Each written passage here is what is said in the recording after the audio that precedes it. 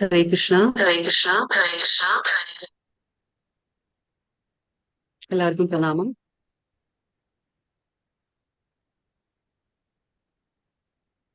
ഹരേ കൃഷ്ണ മാതാജി, പ്രണാം.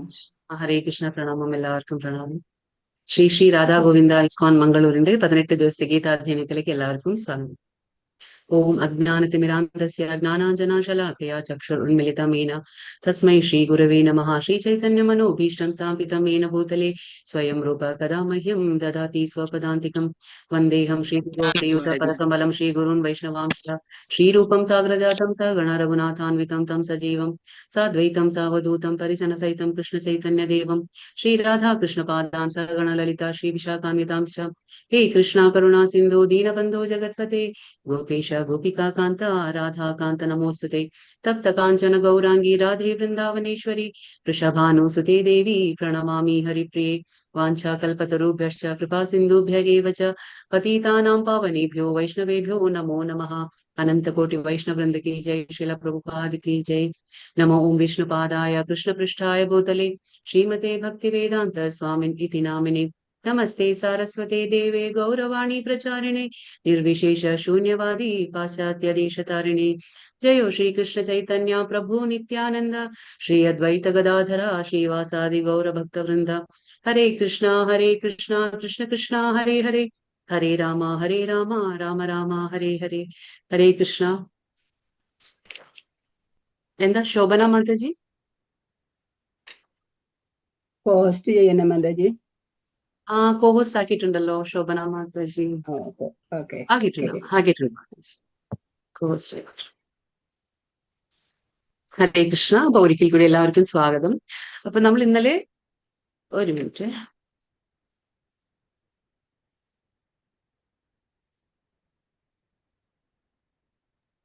ഹരേ കൃഷ്ണ മാതാജി, ഒരു കാര്യം കൂടെ പറയാനുണ്ട്. പറഞ്ഞോളൂ.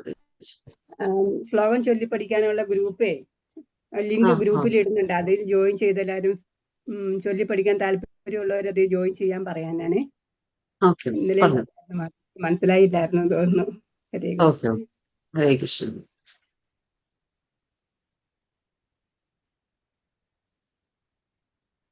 ഇന്ന് നമുക്ക് അധ്യായം 4 നമ്മൾ പഠിക്കാൻ പോകുന്നത്. അപ്പൊ നമ്മൾ ഇന്നലെ എന്താ പഠിച്ചേ? ഇന്നലെ അധ്യായം 3 എന്തായിരുന്നു? കർമ്മയോഗമായിരുന്നു.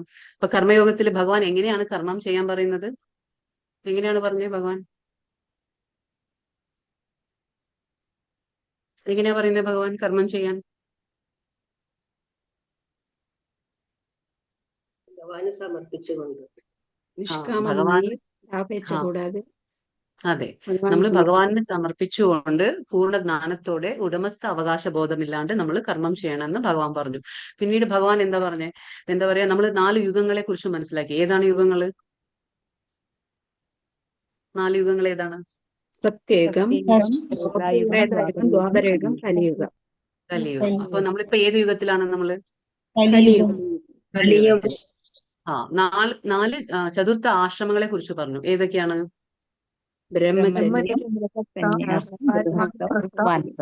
സന്യാസം. അപ്പൊ ഭഗവാൻ പറയുന്നുണ്ട്, വെറും സന്യാസം കൊണ്ട് നമുക്ക് പൂർണ്ണത നേടാൻ കഴിയുന്നില്ല എന്ന് ഭഗവാൻ പറഞ്ഞു. എന്തുകൊണ്ടാന്ന് വെച്ചാല് ഓർഡർ ഉണ്ട് അല്ലെ? ബ്രഹ്മചര്യ, ഗൃഹസ്ഥ, വാനപ്രസ്ഥ, സന്യാസ. ലാസ്റ്റ് ആശ്രമമാണ് സന്യാസാശ്രമം. നമുക്ക് നേരിട്ട് സന്യാസത്തിലേക്ക് അങ്ങോട്ട് ചാടാൻ പറ്റില്ല. അതുകൊണ്ടാണ് ഭഗവാൻ പറഞ്ഞത് വെറും സന്യാസം കൊണ്ട് നമുക്ക് പൂർണ്ണത നേടാൻ കഴിയില്ല. ചിലർ വിചാരിക്കില്ല, ഇല്ല ഞാൻ ഗൃഹസ്ഥത്തിലിരിക്കും, പക്ഷെ എന്നാലും എന്താ പറയാ, ആ ഉത്തരവാദിത്തത്തിൽ നിന്ന് ഒളിച്ചു ഓടാൻ വേണ്ടിയിട്ട് സന്യാസം സ്വീകരിക്കും. പക്ഷെ അതൊരു രീതിയല്ല. കാരണം എന്ന് വെച്ചാൽ അത് ഒരു ഒളിച്ചോട്ടം മാത്രമാണ്. എന്നിട്ടും നമ്മൾ ആ സന്യാസത്തിൽ എത്തിയിട്ട് നമുക്ക് പൂർണ്ണത കിട്ടില്ല. കാരണം നമുക്കൊക്കെ ചെയ്യാനുള്ള ഒരു കർമ്മങ്ങളുണ്ട്, ഭഗവാൻ തന്നിട്ടുണ്ട്, നിയത കർമ്മങ്ങളുണ്ട്. അപ്പൊ ആ വിധി പ്രകാരമുള്ള ആ കർമ്മങ്ങൾ നമ്മൾ അനുഷ്ഠിക്കണം. എന്നിട്ടേ നമുക്ക് സന്യാസത്തിലേക്ക് പോകാൻ പറ്റും. ഇപ്പോ കലിയുഗത്തിൽ മനുഷ്യന്റെ ആയുസ് എന്ന് പറഞ്ഞാൽ നമ്മൾ പറഞ്ഞില്ലേ 100 വർഷം. അപ്പൊ 25 വർഷം നമ്മൾ എന്താ പറയാ ബ്രഹ്മചര്യ, 25 വർഷം ഗൃഹസ്ഥ, 25 വർഷം വാനപ്രസ്ഥ, 25 വർഷം സന്യാസം എന്ന് വെച്ചാലും അത്രയേ ഉള്ളൂ നമുക്ക്. അപ്പൊ നമ്മൾ അതാതാ സമയത്ത് ആ ജോലികൾ നമ്മൾ ചെയ്തേ മതിയാവും. ഇപ്പൊ ബ്രഹ്മചര്യം എന്ന് പറഞ്ഞാൽ എന്താണ്? നമ്മൾ പഠിക്കേണ്ട സമയമാണ്.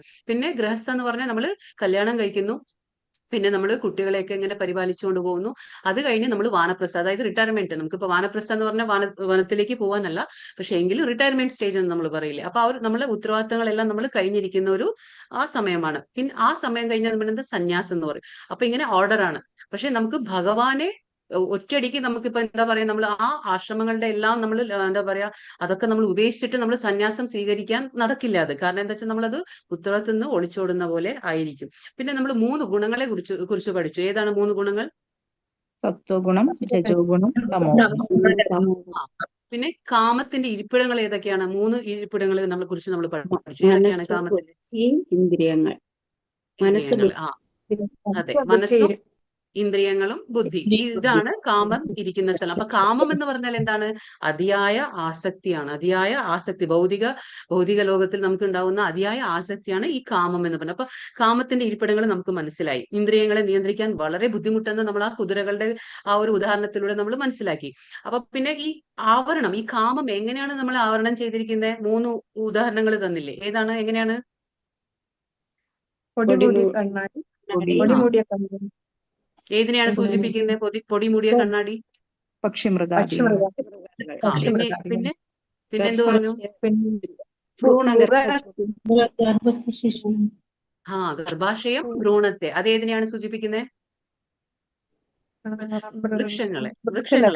ആ, അപ്പൊ മനുഷ്യരെ സൂചിപ്പിക്കുന്ന എന്താണ്? മനുഷ്യന്മാരെ സൂചിപ്പിക്കുന്ന എന്താണ്? പുക, തീയിനെ എന്ന പോലെ. അപ്പൊ വളരെ കുറച്ച് പ്രയാസത്തിൽ നമുക്ക് ഭഗവാനെ കാണാൻ കഴിയും. പക്ഷെ ബാക്കിയുള്ളവർക്ക് അങ്ങനെയല്ല, വളരെ ബുദ്ധിമുട്ടാണ്. ഒരുപാട് ജന്മങ്ങൾ വേണം അവർക്കൊക്കെ. പക്ഷെ നമുക്ക് അങ്ങനെയല്ല. നമുക്ക് എന്താ പറയാ, ഒരു പുക മാറ്റാൻ വളരെ എളുപ്പമല്ല, ഒത്തിരി എഫേർട്ട് മതി. കുറച്ച് പ്രയാസം കൊണ്ട് നമുക്ക് ആ ഭഗവാനിലേക്ക് എത്താൻ കഴിയുമെന്ന് ഭഗവാൻ കാണിച്ചു തരാണ്. അപ്പൊ ഇങ്ങനെയൊക്കെ നമ്മൾ പഠിച്ചു. ഇന്ദ്രിയങ്ങളെ നിയന്ത്രിക്കാൻ വളരെ ബുദ്ധിമുട്ടാണ്. അപ്പൊ ഇന്ന് നമുക്ക് പഠിക്കാൻ പോകുന്നത് നമ്മൾ എന്താണ്? ഇന്ന് പഠിക്കാൻ പോകുന്നത് നമ്മൾ 4-ാമത്തെ അധ്യായം, ജ്ഞാനയോഗം. ഈ ജ്ഞാനയോഗം എന്ന് പറഞ്ഞാൽ അതീന്ദ്രിയ ജ്ഞാനം. എന്താണ് ഈ അതീന്ദ്രിയ ജ്ഞാനം എന്ന് പറഞ്ഞാൽ? അതീന്ദ്രിയം എന്ന് പറഞ്ഞാൽ ട്രാൻസെൻഡന്റൽ നോളജ് എന്ന് പറയും. എല്ലാരും മ്യൂട്ട് ചെയ്യണേ. അപ്പോ അതീന്ദ്രിയ ജ്ഞാനം എന്ന് പറഞ്ഞാൽ ട്രാൻസെൻഡന്റൽ നോളജ്, അതായത് നമ്മുടെ ഇന്ദ്രിയങ്ങൾക്ക് അപ്പുറത്തുള്ള ഒരു ജ്ഞാനമാണ്. ഭഗവാന്റെ ജ്ഞാനത്തെ നമ്മൾ എന്ത് പറയും? അതീന്ദ്രിയ ജ്ഞാനം എന്ന് പറയും. അത് നമുക്ക് സാധാരണ ഒരു ഇന്ദ്രിയങ്ങൾ കൊണ്ട് നമുക്കത് മനസ്സിലാക്കാൻ കഴിയില്ല. പക്ഷെ നമുക്കൊരു ആത്മീയ ഗുരുവിന്റെ ആവശ്യം വരുന്നു ഇവിടെ. നമ്മൾ സ്വയം ഭഗവാനെ കുറിച്ച് മനസ്സിലാക്കാൻ കഴിയില്ല. അപ്പൊ നമുക്കൊരു ഗുരുവിന്റെ സഹായത്തോടു കൂടി മാത്രമേ നമുക്ക് ഈ അതീന്ദ്രിയ ജ്ഞാനത്തെ നമുക്ക് മനസ്സിലാക്കാൻ കഴിയുള്ളൂ. ഈ അതീന്ദ്രിയ ജ്ഞാനം എന്ന് പറഞ്ഞാൽ ഭഗവാനെ കുറിച്ചുള്ള അവന്റെ നാമത്തെക്കുറിച്ച്, അവന്റെ രൂപത്തെക്കുറിച്ച്, അവന്റെ ഗുണങ്ങളെക്കുറിച്ച്, അവന്റെ ലീലകളെക്കുറിച്ചൊക്കെ മനസ്സിലാക്കുന്നതാണ് ഈ അതീന്ദ്രിയ ജ്ഞാനം. അപ്പൊ നമുക്ക് നോക്കാം എന്താന്ന്. ആദ്യത്തെ ശ്ലോകമാണ്. ഓം നമോ ഭഗവതേ വാസുദേവായ. ശ്രീ ഭഗവാനുവാച ഇമം വിവസ്വതേ യോഗം പ്രോക്തവാനഹം അവ്യയം വിവസ്വാൻ മനവേ പ്രാഹ മനുരിക്ഷ്വാകവേ ബ്രവീത്. ഭഗവാൻ ശ്രീകൃഷ്ണൻ പറഞ്ഞു, സനാതനമായ ഈ യോഗത്തെ പണ്ട് ഞാൻ സൂര്യദേവനായ വിവസ്വന് ഉപദേശിച്ചു. വിവസ്വൻ മനുഷ്യ വംശപിതാവായ മനുവിനും മനു ഇക്ഷ്വാകുവിനും ഉപദേശിച്ചു. അപ്പൊ ഇവിടെ പറയാണ് ഭഗവാൻ, ഈ ഭഗവത്ഗീത അല്ലെങ്കിൽ ഈ ഭഗവാന്റെ ഉപദേശങ്ങൾ ഇപ്പോൾ നമുക്ക് പറയാം 5000 വർഷങ്ങൾക്ക് മുമ്പെയാണ് ഈ കുരുക്ഷേത്ര യുദ്ധം നടന്നത്. അപ്പൊ ആ യുദ്ധകളത്തിൽ വെച്ച് ഭഗവാൻ ഇത് ആർക്കാണ് ഉപദേശിച്ചു കൊടുക്കുന്നത്? അർജുനന് ഉപദേശിച്ചു കൊടുക്കാണ്. പക്ഷെ ഇത് 5000 വർഷങ്ങൾക്ക് മാത്രമല്ല, അതിലും പുരാതനമാണ് ഈ ജ്ഞാനം. അപ്പൊ അതിലും മുന്നേ, ഒരുപാട് വർഷങ്ങൾക്ക് മുന്നേ ഭഗവാൻ ആർക്ക് ഉപദേശിച്ചു കൊടുത്തിട്ടുണ്ട്? ഈ ജ്ഞാനം ഭഗവാൻ സൂര്യദേവൻ, അതായത് സൂര്യദേവന്റെ പേരുണ്ട്. ആരാ മ്യൂട്ട് ചെയ്യാത്തത്? മ്യൂട്ട് ചെയ്യണേ എല്ലാവരും. മ്യൂട്ട് ചെയ്യണേ എല്ലാവരും. അപ്പൊ ഭഗവാൻ ആർക്ക് ഉപദേശിച്ചു കൊടുത്തു? സൂര്യദേവനായ വിവസ്വൻ എന്ന് പേരുണ്ട് സൂര്യദേവൻ. അപ്പൊ ഈ ചിത്രത്തിൽ നമുക്ക് കാണാം ഭഗവാൻ സൂര്യദേവന് ഉപദേശിച്ചു കൊടുത്തു. സൂര്യദേവൻ ആർക്ക് ഉപദേശിച്ചു കൊടുത്തു? അത് മനുവിന് ഉപദേശിച്ചു കൊടുത്തു. മനു ആരാണ്? മനു മനുഷ്യ വംശപിതാവാണ്. അതുകൊണ്ടാണ് നമുക്ക് പേര് വന്നത് മനുഷ്യരെന്ന്. പേര് എങ്ങനെയാണ് വന്നത്? നമ്മുടെ മനുകുലത്തിന്റെ ആ മനുവംശത്തിന്റെ പിതാവ് ആരാണ്? മനു. അതുകൊണ്ടാണ് നമുക്ക് മനുഷ്യരെന്ന് പേര് വന്നത്. അപ്പൊ ആ മനുവിന് പറഞ്ഞു കൊടുത്തു. അപ്പൊ അവസാനം മനു ആർക്ക് പറഞ്ഞു കൊടുത്തു? മനു ഇക്ഷ്വാകുവിന്. അപ്പൊ നമുക്ക് ഇതിൽ നിന്ന് മനസ്സിലാക്കാൻ പറ്റും ആ ഭഗവാനിൽ നിന്ന് ആ ജ്ഞാനം എങ്ങനെയാണ് കൈമാറി വരുന്നത്, അല്ലെ? അത് ഭഗവാൻ നേരിട്ട് നോക്കും. ഭഗവാൻ സൂര്യദേവന് മനുവിൽ നിന്ന് ഇക്ഷ്വാകു. അപ്പൊ നമുക്ക് ചിന്തിക്കണേ, എന്തുകൊണ്ടാണ് മതജി മ്യൂട്ട് ചെയ്യൂ. ആരാണ്?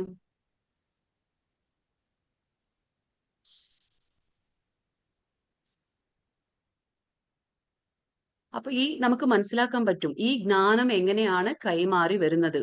അപ്പൊ നമുക്ക് ചിന്തിക്കാം, അപ്പൊ എന്തുകൊണ്ട് ഈ മനു രാജാവാണ്, ഇക്ഷ്വാക്കു രാജാവാണ്. അപ്പൊ ഇവർക്കൊക്കെ എന്തിനാണ് ഈ ജ്ഞാനം അല്ലെ?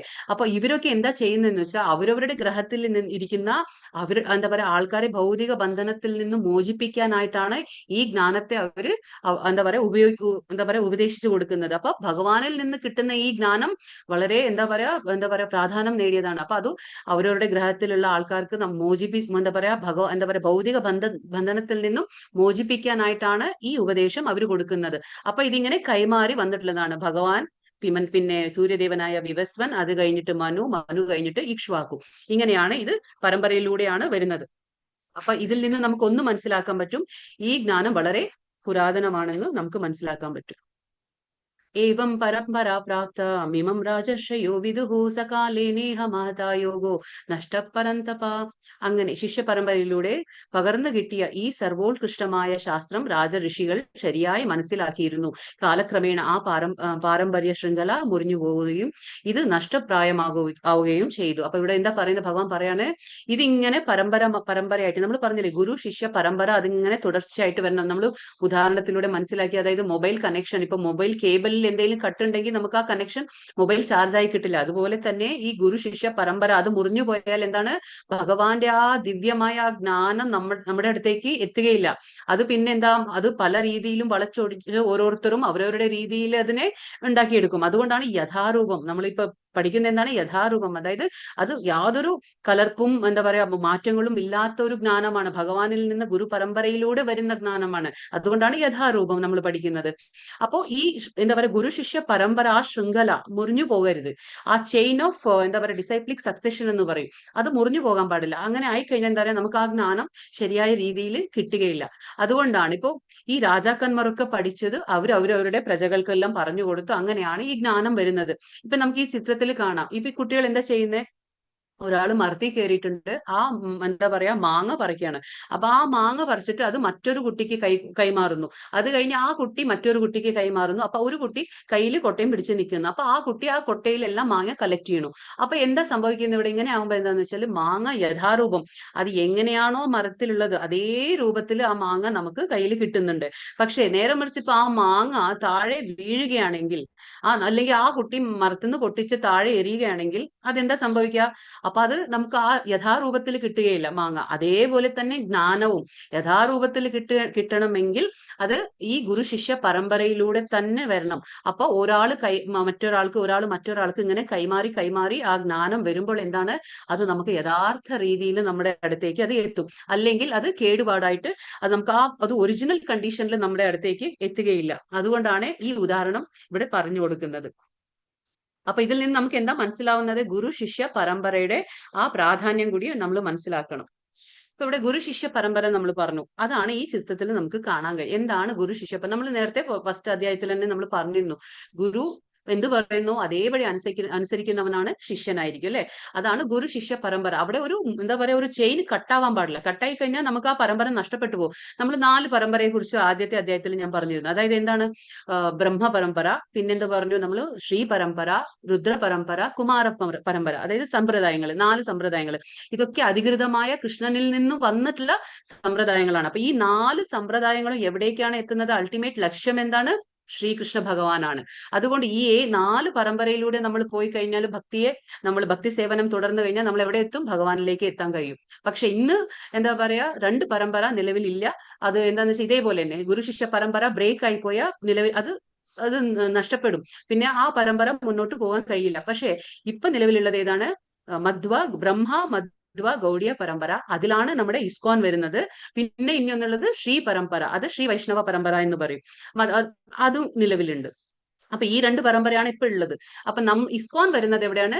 എന്താ പറയാ ഭഗവാന്റെ, അതായത് ഇസ്കോൺ വരുന്നത് നേരെ ബ്രഹ്മ മധ്വ ഗൗഡിയ ആ പരമ്പരയിലാണ് വരുന്നത്. അതെന്താണെന്ന് വെച്ചാൽ ഇപ്പൊ ശ്രീകൃഷ്ണ പരമ്പര, അതായത് ശ്രീകൃഷ്ണനിൽ നിന്ന് തുടങ്ങി ബ്രഹ്മാവിലേക്ക്, ബ്രഹ്മാവിൽ നിന്ന് നാരദ മഹർഷി, അവിടെ നിന്ന് വ്യാസൻ, അത് കഴിഞ്ഞിട്ട് മധ്വാചാര്യ. ഇങ്ങനെയാണ് ഈ പരമ്പര വരുന്നത്. ഇങ്ങനെ കൃഷ്ണ, ബ്രഹ്മ, നാരദ, വ്യാസൻ, മധ്വാചാര്യ.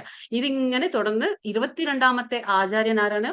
ചൈതന്യ മഹാപ്രഭു. നമ്മൾ നമ്മൾ ഇന്നലെ ചൈതന്യ മഹാപ്രഭുവിനെ കുറിച്ചും മനസ്സിലാക്കി. അതായത് ചൈതന്യ മഹാപ്രഭു ആരാണ്? കലിയുഗത്തിലെ ഭഗവാൻ ശ്രീകൃഷ്ണന്റെ അവതാരമാണ്. എന്തിനാണ് വന്നത്? കരുണ അവതാരമാണ്. എന്തിനാണ് വന്നത്? അത് ഒരു രഹസ്യമായ അവതാരമാണ്. എല്ലാവർക്കും ആ ചൈതന്യ മഹാപ്രഭുവിനെ കുറിച്ച് മനസ്സിലാക്കാൻ കഴിയില്ല. വളരെയധികം സുഹൃതം ചെയ്തവർക്ക് മാത്രമേ ആ ഭഗവാനെ കുറിച്ച് മനസ്സിലാക്കാൻ കഴിയുള്ളൂ. അപ്പൊ അത് വളരെ രഹസ്യമായ ഒരു അവതാരമാണത് ചൈതന്യ മഹാപ്രഭു. മഹാപ്രഭു വരാൻ കാരണം എന്താന്ന് വെച്ചാല് കലിയുഗത്തിലെ മനുഷ്യന്മാർക്കെല്ലാം മന്ദബുദ്ധികളാണ്, ഓർമ്മ കുറവുണ്ട്, അവർക്ക് അല്പായുഷികളാണ്, അവർക്ക് ഒന്നും ഭക്തി എങ്ങനെ ചെയ്യണം എന്ന് അറിയില്ല. അതുകൊണ്ട് അത് പഠിപ്പിക്കാനാണ് സ്വയം എന്താ പറയുക ഒരു ഭക്തന്റെ അവതാരത്തിലാണ് വന്നത് ചൈതന്യ മഹാപ്രഭു. നമ്മൾ ഇസ്കോണിലേക്ക് വരണായിട്ട് മുന്നേ ഞങ്ങൾക്കും എന്താ വെച്ചാൽ നമുക്ക് ആർക്കും അറിയില്ല ഈ ചൈതന്യ മഹാപ്രഭുവിനെ കുറിച്ച്. അപ്പൊ ഈ ചൈതന്യ മഹാപ്രഭു ഒരു രഹസ്യമായ അവതാരമാണ്. വന്നത് എന്തിനാ? നമുക്ക് എല്ലാവർക്കും ഭക്തി തരാനാണ്. പിന്നെ ഹരിനാമ സങ്കീർത്തനം അതിനെ പ്രചരിപ്പിക്കാനായിട്ടാണ് ഭഗവാൻ വന്നത്. അതായത് നമുക്കറിയാം ഇപ്പൊ ഹരേ കൃഷ്ണ മഹാമന്ത്രം, അതായത് നമുക്കിപ്പോ ഹരേ രാമ രാമ രാമ അതറിയാം, അത് വേദിക് മന്ത്രമാണ്, അത് താരക മന്ത്രമാണ്. പക്ഷെ ആ മന്ത്രത്തെ നമുക്ക് തോന്നിയ പോലെ ഉച്ചരിക്കാൻ പറ്റില്ല. അതിന് അതിൻ്റെതായ ചിട്ടകളുണ്ട്. അതായത് നമ്മൾ എന്താ പറയാ ആ ഒരു ചിട്ട പാലിച്ചാലേ ആ മന്ത്രത്തിന്റെ ഫലം ഉണ്ടാവുള്ളൂ. പക്ഷേ ഭഗവാൻ എത്ര കരുണാമയി എന്ന് പറഞ്ഞാൽ നമ്മുടെ ചൈതന്യ മഹാപ്രഭു എന്തിനാണ് വന്നത്? ആ മന്ത്രത്തെ തിരിച്ചിട്ട് തന്നു. അതായത് ഹരേ രാമ ഉള്ളത് ഹരേ കൃഷ്ണ ആക്കി തന്നു. ഹരേ കൃഷ്ണ കൃഷ്ണ കൃഷ്ണ ഹരേ ഹരേ ഹരേ രാമ രാമ രാമ ഹരേ ഹരേ എന്ന് ഭഗവാൻ ആക്കി തന്നു. കാരണം എന്താന്ന് വെച്ചാൽ ഇതിന് യാതൊരു നിയമങ്ങളും ഇല്ല. ഇതിന് നമുക്ക് എങ്ങനെ വേണമെങ്കിലും ചൊല്ലാം. അതാണ് ഈ മന്ത്രത്തിന്റെ പ്രത്യേകത. അത് ഭഗവാൻ നമുക്ക് സ്വയം അവതരിച്ച് തന്നതാണിത്. ആര്? ചൈതന്യ മഹാപ്രഭു. അത് കഴിഞ്ഞിട്ട് 32ാമത്തെ ആചാര്യൻ ആരാണ്? ആ ലിസ്റ്റിൽ നമ്മൾ നോക്കുമ്പോൾ AC ഭക്തിവേദാന്ത സ്വാമി പ്രഭുപാദർ, അതായത് നമ്മുടെ ഇസ്കോൺ സംസ്ഥാപക ആചാര്യനാണ്. അപ്പൊ ഈ ഗുരു പരമ്പരയിലാണ് ഇത് വരുന്നത്. അപ്പൊ ഇസ്കോൺ വരുന്നത് എവിടെയാണ്? ബ്രഹ്മമധ്വ ഗൗഡിയ പരമ്പര. ഈ ഗൗഡിയ എന്ന് പറഞ്ഞാൽ എന്താന്ന് വെച്ചാല് ബ്രഹ്മമധ്വ നമുക്ക് മനസ്സിലായി. ഗൗഡിയ എന്ന് പറഞ്ഞാൽ ചൈതന്യ മഹാപ്രഭുവിൽ നിന്ന് തുടങ്ങിയതാണ് ഗൗഡിയ. കാരണം ചൈതന്യ മഹാപ്രഭു ജനിച്ചത് എവിടെയാണ്? കൊൽക്കത്തയിൽ, അതായത് എന്താ പറയാ മായാപൂർ എന്ന് പറഞ്ഞ എന്താ പറയാ വെസ്റ്റ് ബംഗാൾ എന്നുള്ള സ്ഥലത്താണ് ചൈതന്യ മഹാപ്രഭു അവതരിച്ചത്. അപ്പൊ അവിടുന്നാണ് ഈ ഗൗഡിയ പരമ്പര തുടങ്ങിയിട്ടുള്ളത്. അതുകൊണ്ടാണ് ബ്രഹ്മ മധ്വ ഗൗഡിയ പരമ്പര എന്ന് നമ്മൾ പറയുന്നത്. സ ഏവായം മയതേദ്യ യോഗ പ്രോക്ത പുരാതനഃ ഭക്തോസി മേ സഖാ ചേതി രഹസ്യം ഹേതദുത്തമം. നീ എന്റെ ഭക്തനും മിത്രവും ആയതുകൊണ്ടാണ് പരമപുരുഷനുമായി ബന്ധപ്പെടുത്തുന്ന ഈ പുരാതന ശാസ്ത്രം ഞാൻ വിവരിച്ചു തരുന്നത്. അതുകൊണ്ട് അതീന്ദ്രിയമായ ഈ എന്താ പറയാ ഗുപ്തജ്ഞാനം ഗ്രഹിക്കാൻ നിനക്ക് കഴിവുണ്ട്. ഭഗവാൻ ഇവിടെ ചൂസ് ചെയ്യാണ്. അതായത് എന്തുകൊണ്ട് അർജുനനെ ഭഗവാൻ തെരഞ്ഞെടുത്തു? ആരാണ്? നമുക്കറിയാം അർജുനൻ ആരാണ്? ഭഗവാന്റെ ഉറ്റമിത്രവും ശിഷ്യനും പിന്നെന്താണ് ഭക്തനുമാണ്. അതുകൊണ്ടാണ് ഭഗവാൻ പറയുന്നത് സഖേ ചേതി ആ ഭക്തോസിമേ, അതായത് ഭഗവാൻ പറയാ നീ എന്റെ ഭക്തനും നീ എന്റെ സഖ ഫ്രണ്ടാണ്, സുഹൃത്താണ്. അതുകൊണ്ടാണ് ഞാൻ നിന്നെ തെരഞ്ഞെടുത്തത്. ഈ ജ്ഞാനം നിനക്ക് ഗുപ്തജ്ഞാനം, അതായത് സീക്രട്ട് ആണ്, എല്ലാവർക്കും കിട്ടുന്ന ഒന്നല്ല ഇത്. ഇപ്പൊ നമുക്കറിയാം ഇപ്പൊ നമ്മൾ ഈ ഭഗവത്ഗീത തുടങ്ങാൻ പോവാണെന്ന് പറയുമ്പോൾ നമുക്ക് എത്ര പേര് രജിസ്ട്രേഷൻ ചെയ്യും അല്ലെ? എല്ലാവരും രജിസ്ട്രേഷൻ ചെയ്യും. ഒരു എന്താ പറയാ 100ൽ പരം രജിസ്ട്രേഷൻ ഉണ്ടാവും. പക്ഷെ ക്ലാസ് അറ്റൻഡ് ചെയ്യുന്ന എത്ര പേരാണ്? ആകെ കൂടി ഒരു 10-40 പേരെ വരുള്ളൂ. എന്താണ് ഇങ്ങനെ സംഭവിക്കുന്നത്? ഇത് എല്ലാവർക്കും കിട്ടുന്ന ഒന്നല്ല. ഇത് വളരെ സുഹൃതം ചെയ്തവർക്ക് മാത്രം ലഭിക്കുന്നത്. അതുകൊണ്ടാണ് ഭഗവാൻ പറയുന്നത് ഈ ഗുപ്തജ്ഞാനം, ഭഗവാന്റെ ജ്ഞാനം എന്താണ്? ഗുപ്തമാണ്, അത് സീക്രട്ട് ആണ്. ആ സീക്രട്ട് എല്ലാവർക്കും ലഭിക്കില്ല. വളരെ മുൻജന്മ സുഹൃതം ചെയ്താൽ മാത്രമേ നമുക്ക് ഭഗവാന്റെ കാര്യങ്ങൾ മനസ്സിലാക്കാൻ പറ്റുള്ളൂ. അപ്പൊ ഭഗവാൻ തെരഞ്ഞെടുത്തത് ആരെയാണ്? അർജുനനെ. കാരണം നമുക്കറിയാം ഭഗവാൻ നമ്മുടെ എന്താണ് പറയാ ഒരു സൈഡ് നമുക്ക് എന്താണ് ഭക്തന്മാരുണ്ട്, 2 തരം ആൾക്കാരുണ്ട്. ഒരു സൈഡ് എന്താണ് ഭക്തന്മാരുണ്ട്, അസുരന്മാരുണ്ട്. അപ്പൊ ഭഗവാന്റെ ഭക്തന്മാർക്ക് എപ്പോഴും ഭഗവാനിൽ വിശ്വാസം ഉണ്ടാവും. ഭഗവാൻ പറഞ്ഞ വാക്കില് അതേപടി വിശ്വാസമുണ്ട്, അവർ അനുസരിക്കുകയും ചെയ്യും. പക്ഷെ അസുരന്മാർ അങ്ങനെയാണോ? അസുരന്മാർക്ക് എങ്ങനെയാണ്? ഭഗവാന്റെ കാര്യങ്ങളിൽ വിശ്വാസം ഉണ്ടാവില്ല, അവർക്ക് ഭഗവാന്റെ വാക്കുകളിൽ വില ഉണ്ടാവില്ല, അവർ ആ രീതി ഒന്നും അനുസരിക്കാത്ത ആൾക്കാർ. അപ്പൊ ഭഗവാന്റെ കാര്യങ്ങൾ നമ്മൾ അനുസരിക്കണമെങ്കിൽ നമുക്ക് വിശ്വാസം ഉണ്ടായിരിക്കണം. എല്ലാത്തിലും ഉപരി ഭഗവാനിലെ നമുക്ക് വിശ്വാസം എടുക്കാം. അതുകൊണ്ടാണ് ഭഗവാൻ അങ്ങനെയുള്ള അർജുനനെയാണ് തെരഞ്ഞെടുത്തത്. അർജുന ഉവാച അപരം ഭവതോ ജന്മ പരം ജന്മ ജീവ വിവസ്വതഃ കഥമേത ദ്വിജാനീയം തമാദൗ പ്രോക്തവാനിതി. അർജുനൻ പറഞ്ഞു, വിവസ്വാനെന്ന സൂര്യദേവൻ അങ്ങയേക്കാൾ വളരെ മുമ്പ് ജനിച്ചിരിക്കെ അങ്ങ് അദ്ദേഹത്തിന് ഉപദേശം നൽകി എന്ന് പറയുന്നത് ഞാൻ എങ്ങനെയാണ് മനസ്സിലാക്കുക? ഇപ്പൊ നമ്മൾ പറഞ്ഞു, ഭഗവാൻ പറഞ്ഞു ഞാൻ ഈ ജ്ഞാനം ആർക്ക് കൊടുത്തു? ഫസ്റ്റ് വിവസ്വന് കൊടുത്തു. അതാരാണ്? സൂര്യദേവൻ. അത് കഴിഞ്ഞിട്ട് ഞാൻ സൂര്യദേവൻ ആർക്ക് കൊടുത്തു? മനുവിന് കൊടുത്തു. മനു ആർക്ക് കൊടുത്തു? ഇക്ഷ്വാകുവിന് കൊടുത്തു. ഇങ്ങനെ പറഞ്ഞു. അപ്പൊ അർജുനൻ ഇപ്പൊ ചോദിക്കുകയാണ്, ഒരു സംശയം വരികയാണ് അർജുനന്. ചോദിക്കുകയാണ്, അത് ഞാൻ എങ്ങനെ വിശ്വസിക്കുക? എനിക്ക് എങ്ങനെ മനസ്സിലാക്കാൻ പറ്റുക? അതായത് ഇപ്പൊ ഭഗവാൻ പറയുന്നത് എവിടെയാണ്? അർജുനനോട് ഉപദേശം കൊടുക്കുന്നത് എവിടെയാണ്? കുരുക്ഷേത്ര യുദ്ധത്തില്. അതായത് 5000 വർഷങ്ങൾക്ക് മുമ്പ് ഭഗവാൻ കൊടുക്കുന്നു. പക്ഷെ ഇവിടെ അർജുനൻ ചോദിക്കുകയാണ്, ഇപ്പൊ ഭഗവാൻ പറഞ്ഞു ഞാൻ ഇത് വിവസ്വൻ, അതായത് സൂര്യദേവനും ഞാൻ ഉപദേശിച്ചിട്ടുണ്ടെന്ന് പറഞ്ഞു. അത് എങ്ങനെയാണ് ഞാൻ മനസ്സിലാക്കാൻ കഴിയുക? കാരണം സൂര്യദേവൻ എത്രയോ മുമ്പുണ്ടായ ആളല്ലേ, അപ്പൊ അദ്ദേഹത്തിനോട് പറഞ്ഞു എന്ന് ഞാൻ എങ്ങനെ മനസ്സിലാക്കും എന്ന് അർജുനൻ ചോദിക്കുകയാണ്. ഇത് അർജുനന്റെ ചോദ്യം നമുക്കും കൂടിയാണ്, അതായത് അർജുനൻ മാത്രം ചോദിക്കല്ല, ഇത് നമുക്കും കൂടി മനസ്സിലാക്കാൻ വേണ്ടി അർജുനൻ ചോദിക്കുകയാണ്.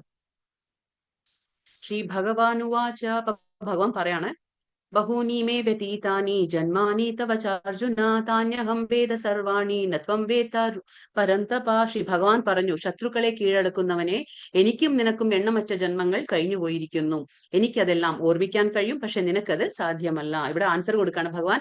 അർജുനൻ ചോദിച്ചില്ലേ എങ്ങനെ ഇതൊക്കെ സാധിച്ചു? ഭഗവാൻ പറയുന്നു, ഇപ്പൊ എന്റെ മുന്നിൽ നിൽക്കുന്നു ഭഗവാൻ, പക്ഷെ ഇത് സൂര്യദേവന് പറഞ്ഞു കൊടുത്തു എന്ന് എങ്ങനെയാ ഞാൻ മനസ്സിലാക്കുക? ഇത് എത്രയോ മുമ്പുള്ള ആ സൂര്യദേവൻ എങ്ങനെ പറഞ്ഞു കൊടുത്തു? അപ്പൊ ഭഗവാൻ പറയണേ, പരന്തപ എന്ന് പറഞ്ഞ അർജുനന്റെ പേരാണ്, അതായത് ശത്രുക്കളെ കീഴടക്കുന്നവനെ എന്ന്. അപ്പൊ പറയണ ഭഗവാൻ, എനിക്കും നിനക്കും എണ്ണമറ്റ ജന്മങ്ങൾ കഴിഞ്ഞു പോയിട്ടുണ്ട്, പക്ഷെ പ്രശ്നം എന്താന്ന് വെച്ചാല് നിനക്കതൊന്നും ഓർമ്മയില്ല, പക്ഷെ എനിക്കെല്ലാം ഓർമ്മയുണ്ട്. അതാണ് ഭഗവാൻ പറഞ്ഞത്. ഇപ്പൊ നമുക്കറിയാം, നമുക്കിപ്പോ ജീവസത്തകൾ, അതായത് ജീവാത്മാക്കളുടെ ഒരു പ്രത്യേകത എന്ന് പറഞ്ഞാല് നമുക്ക് ഈ ജന്മം, നമ്മൾ ജനിച്ചു, നമ്മൾ മരിക്കും വരെ നമുക്ക് എന്താണോ അത്രയും ഓർമ്മ ഉണ്ടാവും. നമ്മൾ മരിച്ചു കഴിഞ്ഞാൽ നമുക്ക് അടുത്ത ജന്മം കിട്ടുമ്പോൾ ഈ കഴിഞ്ഞു പോയ ജന്മത്തെക്കുറിച്ച് നമുക്ക് ഒന്നും തന്നെ ഓർമ്മ ഉണ്ടാവില്ല. അതാണ് നമ്മുടെ പ്രശ്നം. പക്ഷെ ഭഗവാൻ അങ്ങനെയല്ല, ഭഗവാന് ജന്മമില്ല, ജനന മരണങ്ങളില്ല. അതുകൊണ്ട് ഭഗവാൻ എന്താണ്? ഭഗവാന് എല്ലാ ഓർമ്മ ഉണ്ടാവും. ഭഗവാൻ നമ്മുടെ ഉള്ളിലൊക്കെ പരമാത്മാ രൂപത്തിൽ വസിക്കുന്നു. അതുകൊണ്ട് പരമാത്മാവ് രൂപത്തിൽ എന്താണ്? ഭഗവാൻ നമ്മുടെ എല്ലാവരുടെയും പ്രവർത്തനങ്ങൾക്ക് സാക്ഷിയാവാണ്. അതുകൊണ്ട് ഭഗവാൻ എല്ലാവരുടെയും കാര്യങ്ങളും എല്ലാം മനസ്സിലാക്കാൻ ഭഗവാന് കഴിയും, പക്ഷെ നമുക്ക് കഴിയില്ല എന്ന് ഭഗവാൻ മനസ്സിലാക്കി തരാണ്. നമുക്കിപ്പോ ഇന്നലെ നമ്മൾ ഈ നേരത്തെ എന്താ ചെയ്തതെന്ന് നമുക്ക് ഓർത്തെടുക്കാൻ പറ്റില്ല, നമുക്ക് കഴിഞ്ഞ ആഴ്ച നമ്മൾ എന്താ ചെയ്തതെന്ന് നമുക്ക് ഓർത്തെടുക്കാൻ പറ്റില്ല. പക്ഷെ ഭഗവാൻ അങ്ങനെയാണോ? ഭഗവാൻ ഏതെല്ലാം ജന്മത്തിൽ, ഏതെല്ലാം യുഗത്തിൽ, എങ്ങനെയെല്ലാം അവതരിച്ചാലും ഭഗവാൻ എല്ലാ കാര്യങ്ങളും ഓർമ്മയുണ്ടാവും. അതാണ് ഭഗവാൻ മറുപടി കൊടുക്കുന്നത് അർജുനൻ. അതേപോലെ ഭഗവാൻ എന്താണ്? ഭഗവാന് ജനന മരണങ്ങളില്ല. ഭഗവാൻ എന്താണ്? ബ്രഹ്മാവ് പോലും പറയുന്നു, അദ്വൈതം അച്യുതം അനാദിം അനന്തരൂപം. ഭഗവാൻ അങ്ങനെയാണ്. ഭഗവാന് എന്താ പറയാ, ആദ്യം പുരുഷമാണ്. അത് ഭഗവാൻ ആദ്യ പുരുഷനാണ്. ഭഗവാൻ എന്താ പറയാ, ഈ സൃഷ്ടിക്ക് മുന്നേയും ഭഗവാൻ ഉണ്ടായിട്ടുണ്ട്, ഭഗവാൻ സൃഷ്ടി നടക്കുമ്പോഴും ഉണ്ട്, ഇനിയിപ്പോ പ്രളയം സംഭവിക്കുമ്പോഴും ഭഗവാൻ ഉണ്ടാവും. അപ്പൊ ഭഗവാന്റെ യാതൊരു മാറ്റവും നിത്യ യൗവനമാണ്, നവയൗവനമാണ്. ഭഗവാൻ എപ്പോഴും നവയൗവനം. ഈ കുരുക്ഷേത്ര യുദ്ധം നടക്കുമ്പോൾ ഭഗവാന് 89 വയസ്സാണ്. പക്ഷെ എങ്കിലും ഭഗവാൻ വളരെയധികം ചെറുപ്പക്കാരനെ പോലെയാണ് ഭഗവാൻ ഉണ്ടായിരുന്നത്. അപ്പൊ ഭഗവാന് പ്രായം ബാധിക്കുകയില്ല. അജോ അപി സൻ അവ്യയാത്മാ ഭൂതാനാമീശ്വരോപി സൻ പ്രകൃതിം സ്വാമധിഷ്ഠായ സംഭവാമി ആത്മമായയാ. ഭഗവാൻ എങ്ങനെയാണ് അവതരിക്കുന്നത് എന്ന് ഭഗവാൻ പറഞ്ഞു കൊടുക്കുകയാണ്. ഇപ്പോ എനിക്ക് പിറവിയില്ല, എന്റെ അതീന്ദ്രിയ ശരീരത്തിന് നാശം നേരിടുകയില്ല, ജീവജാലങ്ങൾക്കെല്ലാം അധിപതിയും ആണ് ഞാൻ.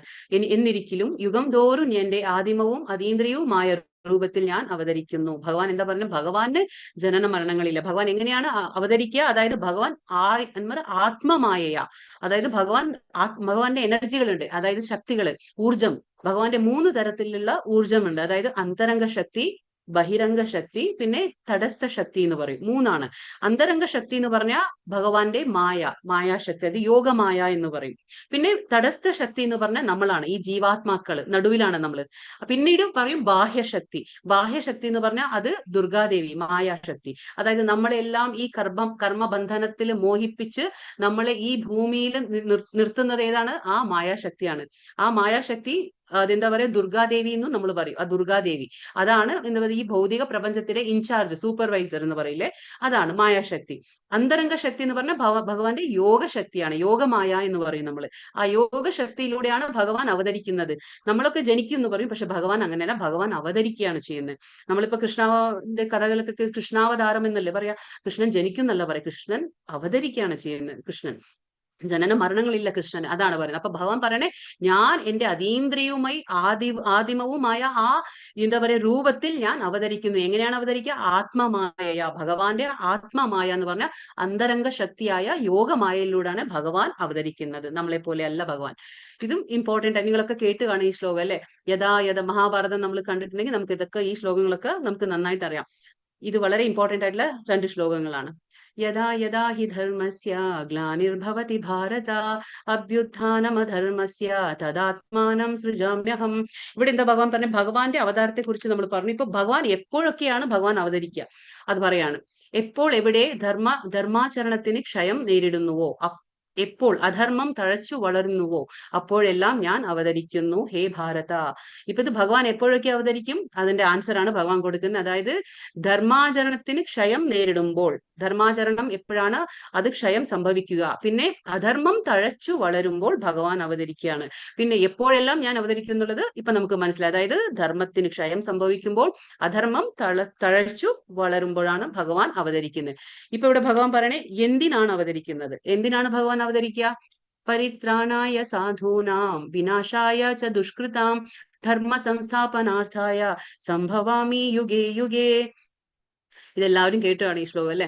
ഭക്തന്മാരെ രക്ഷിക്കാനും ദുഷ്കൃതികളെ നിഗ്രഹിക്കാനും ധർമ്മത്തെ പുനഃസ്ഥാപിക്കാനുമായി യുഗം തോറും ഞാൻ അവതരിച്ചുകൊണ്ടേയിരിക്കും. ഭഗവാൻ പറയാണ് എന്തിനാണ് ഭഗവാൻ അവതരിക്കുന്നത്. അതായത് ഭക്തന്മാരെ സംരക്ഷിക്കാൻ. ഫസ്റ്റ് കാര്യം എന്താണ്? ഭക്തന്മാരെ രക്ഷിക്കുക എന്നുള്ളതാണ്. പിന്നീട് ദുഷ്കൃതികളെ നിഗ്രഹിക്കുക. ദുഷ്കൃതികൾ എന്ന് പറഞ്ഞാൽ അസുരന്മാർ, അതായത് ഭഗവാനിലെ വിശ്വാസം ഇല്ലാത്ത ആൾക്കാർ, ഭഗവാന്റെ വാക്കുകളിലോ ഭഗവാനിലോ വിശ്വാസം ഇല്ലാത്ത ആൾക്കാരെ നിഗ്രഹിക്കാൻ, പിന്നെ ധർമ്മത്തെ പുനഃസ്ഥാപിക്കാൻ. കാരണം നമ്മൾ പറഞ്ഞല്ലോ എന്തിനാ? ധർമ്മം ക്ഷയിക്കുമ്പോൾ, അധർമ്മം തഴച്ചു വളരുമ്പോൾ ഭഗവാൻ അവതരിക്കേണ്ട ആവശ്യം വരുന്നു. അതുകൊണ്ട് ധർമ്മത്തെ പുനഃസ്ഥാപിക്കാനായിട്ട് യുഗം തോറും ഭഗവാൻ അവതരിക്കുകയാണ്. അപ്പൊ ഈ ചിത്രത്തിൽ ആരാണ് നമ്മൾ കാണുന്നത്? ആർക്കെങ്കിലും പറയാൻ പറ്റുമോ ഇതാരാണ്? ആരാണിത്? കംസനാണ്. കംസനും കൃഷ്ണനും. ഇത് കംസനാണ്. അപ്പൊ ഭഗവാൻ കംസനെ കൊല്ലുന്നതാണ് ഈ സീൻ നമ്മൾ കാണുന്നത്. അപ്പൊ ഇവിടെ എന്താണ് സീൻ കാണുന്നത് നമ്മള്? ഇത് എന്താ പറയാ, ഭഗവാൻ എന്താ പറയാ ഇത് ദേവകിയാണ്, വസുദേവരും ദേവകിയാണ്. അപ്പൊ കംസനാണ്. കംസൻ എന്താ ചെയ്യുന്നത്? ദേവകിയുടെ ആ തലമുടി പിടിച്ചിങ്ങനെ കൊല്ലാൻ പോവാണ് ദേവകീനെ. കാരണം എന്താന്ന് വെച്ചാല് കംസൻ കേൾക്കുകയാണ്, ഒരു അശരീരി കേട്ടു, അതായത് ദേവകിയുടെ 8ാമത്തെ പുത്രൻ നിന്നെ വധിക്കും എന്ന് പറഞ്ഞു. ആ അശരീരി കേട്ടപ്പോ സ്വന്തം അനിയത്യ എന്ന് പോലും ചിന്തിച്ചില്ല, വേഗം ആ അനിയത്തിനെ കൊല്ലാൻ പോവാണ്. അപ്പൊ കത്തിയെടുത്ത് പെട്ടെന്ന് ദേവകിയെ വധ ചെയ്യാൻ പോവുകയാണ്. അപ്പോൾ വസുദേവർ തടഞ്ഞു നിർത്തുകയാണ്. ആ ദേവകിക്ക് ഉണ്ടാകുന്ന എല്ലാ കുഞ്ഞുങ്ങളെ ഞാൻ നിനക്ക് തരും എന്ന് പറഞ്ഞപ്പോ അങ്ങനെ വിടുകയാണ് ചെയ്യുന്നത്. അപ്പോ ആ അസുരി സ്വഭാവം നമ്മൾ പറഞ്ഞില്ലേ, ഒരു സൈഡ് ഭക്തന്മാരുണ്ടെങ്കിൽ ഒരു സൈഡ് അസുരന്മാരുണ്ട്. അപ്പോ കംസൻ അസുരനാണ്. കണ്ടില്ലേ, സ്വന്തം അനിയത്തിയെ പോലും വധിക്കാൻ പോവുകയാണ്. അങ്ങനെയാണ് ഈ സീൻ മനസ്സിലാക്കുന്നത്. ഇത് കംസനെ വധിക്കുന്ന സീനാണ്.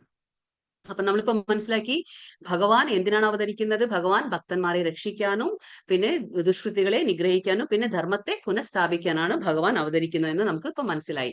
ഇപ്പൊ ഈ ചിത്രത്തിൽ എന്താ കാണുന്നത്? നമ്മള് ഈ ഫസ്റ്റ് ചിത്രത്തിൽ കാണുന്നു വിഷ്ണുവിനെ കാണാം, പിന്നെ ശ്രീരാമനെ കാണാം, പിന്നെ കൃഷ്ണനെ കാണാം, പിന്നെ ലാസ്റ്റ് കാണുന്ന സന്യാസ രൂപത്തിൽ കാണുന്ന ആരാണ്?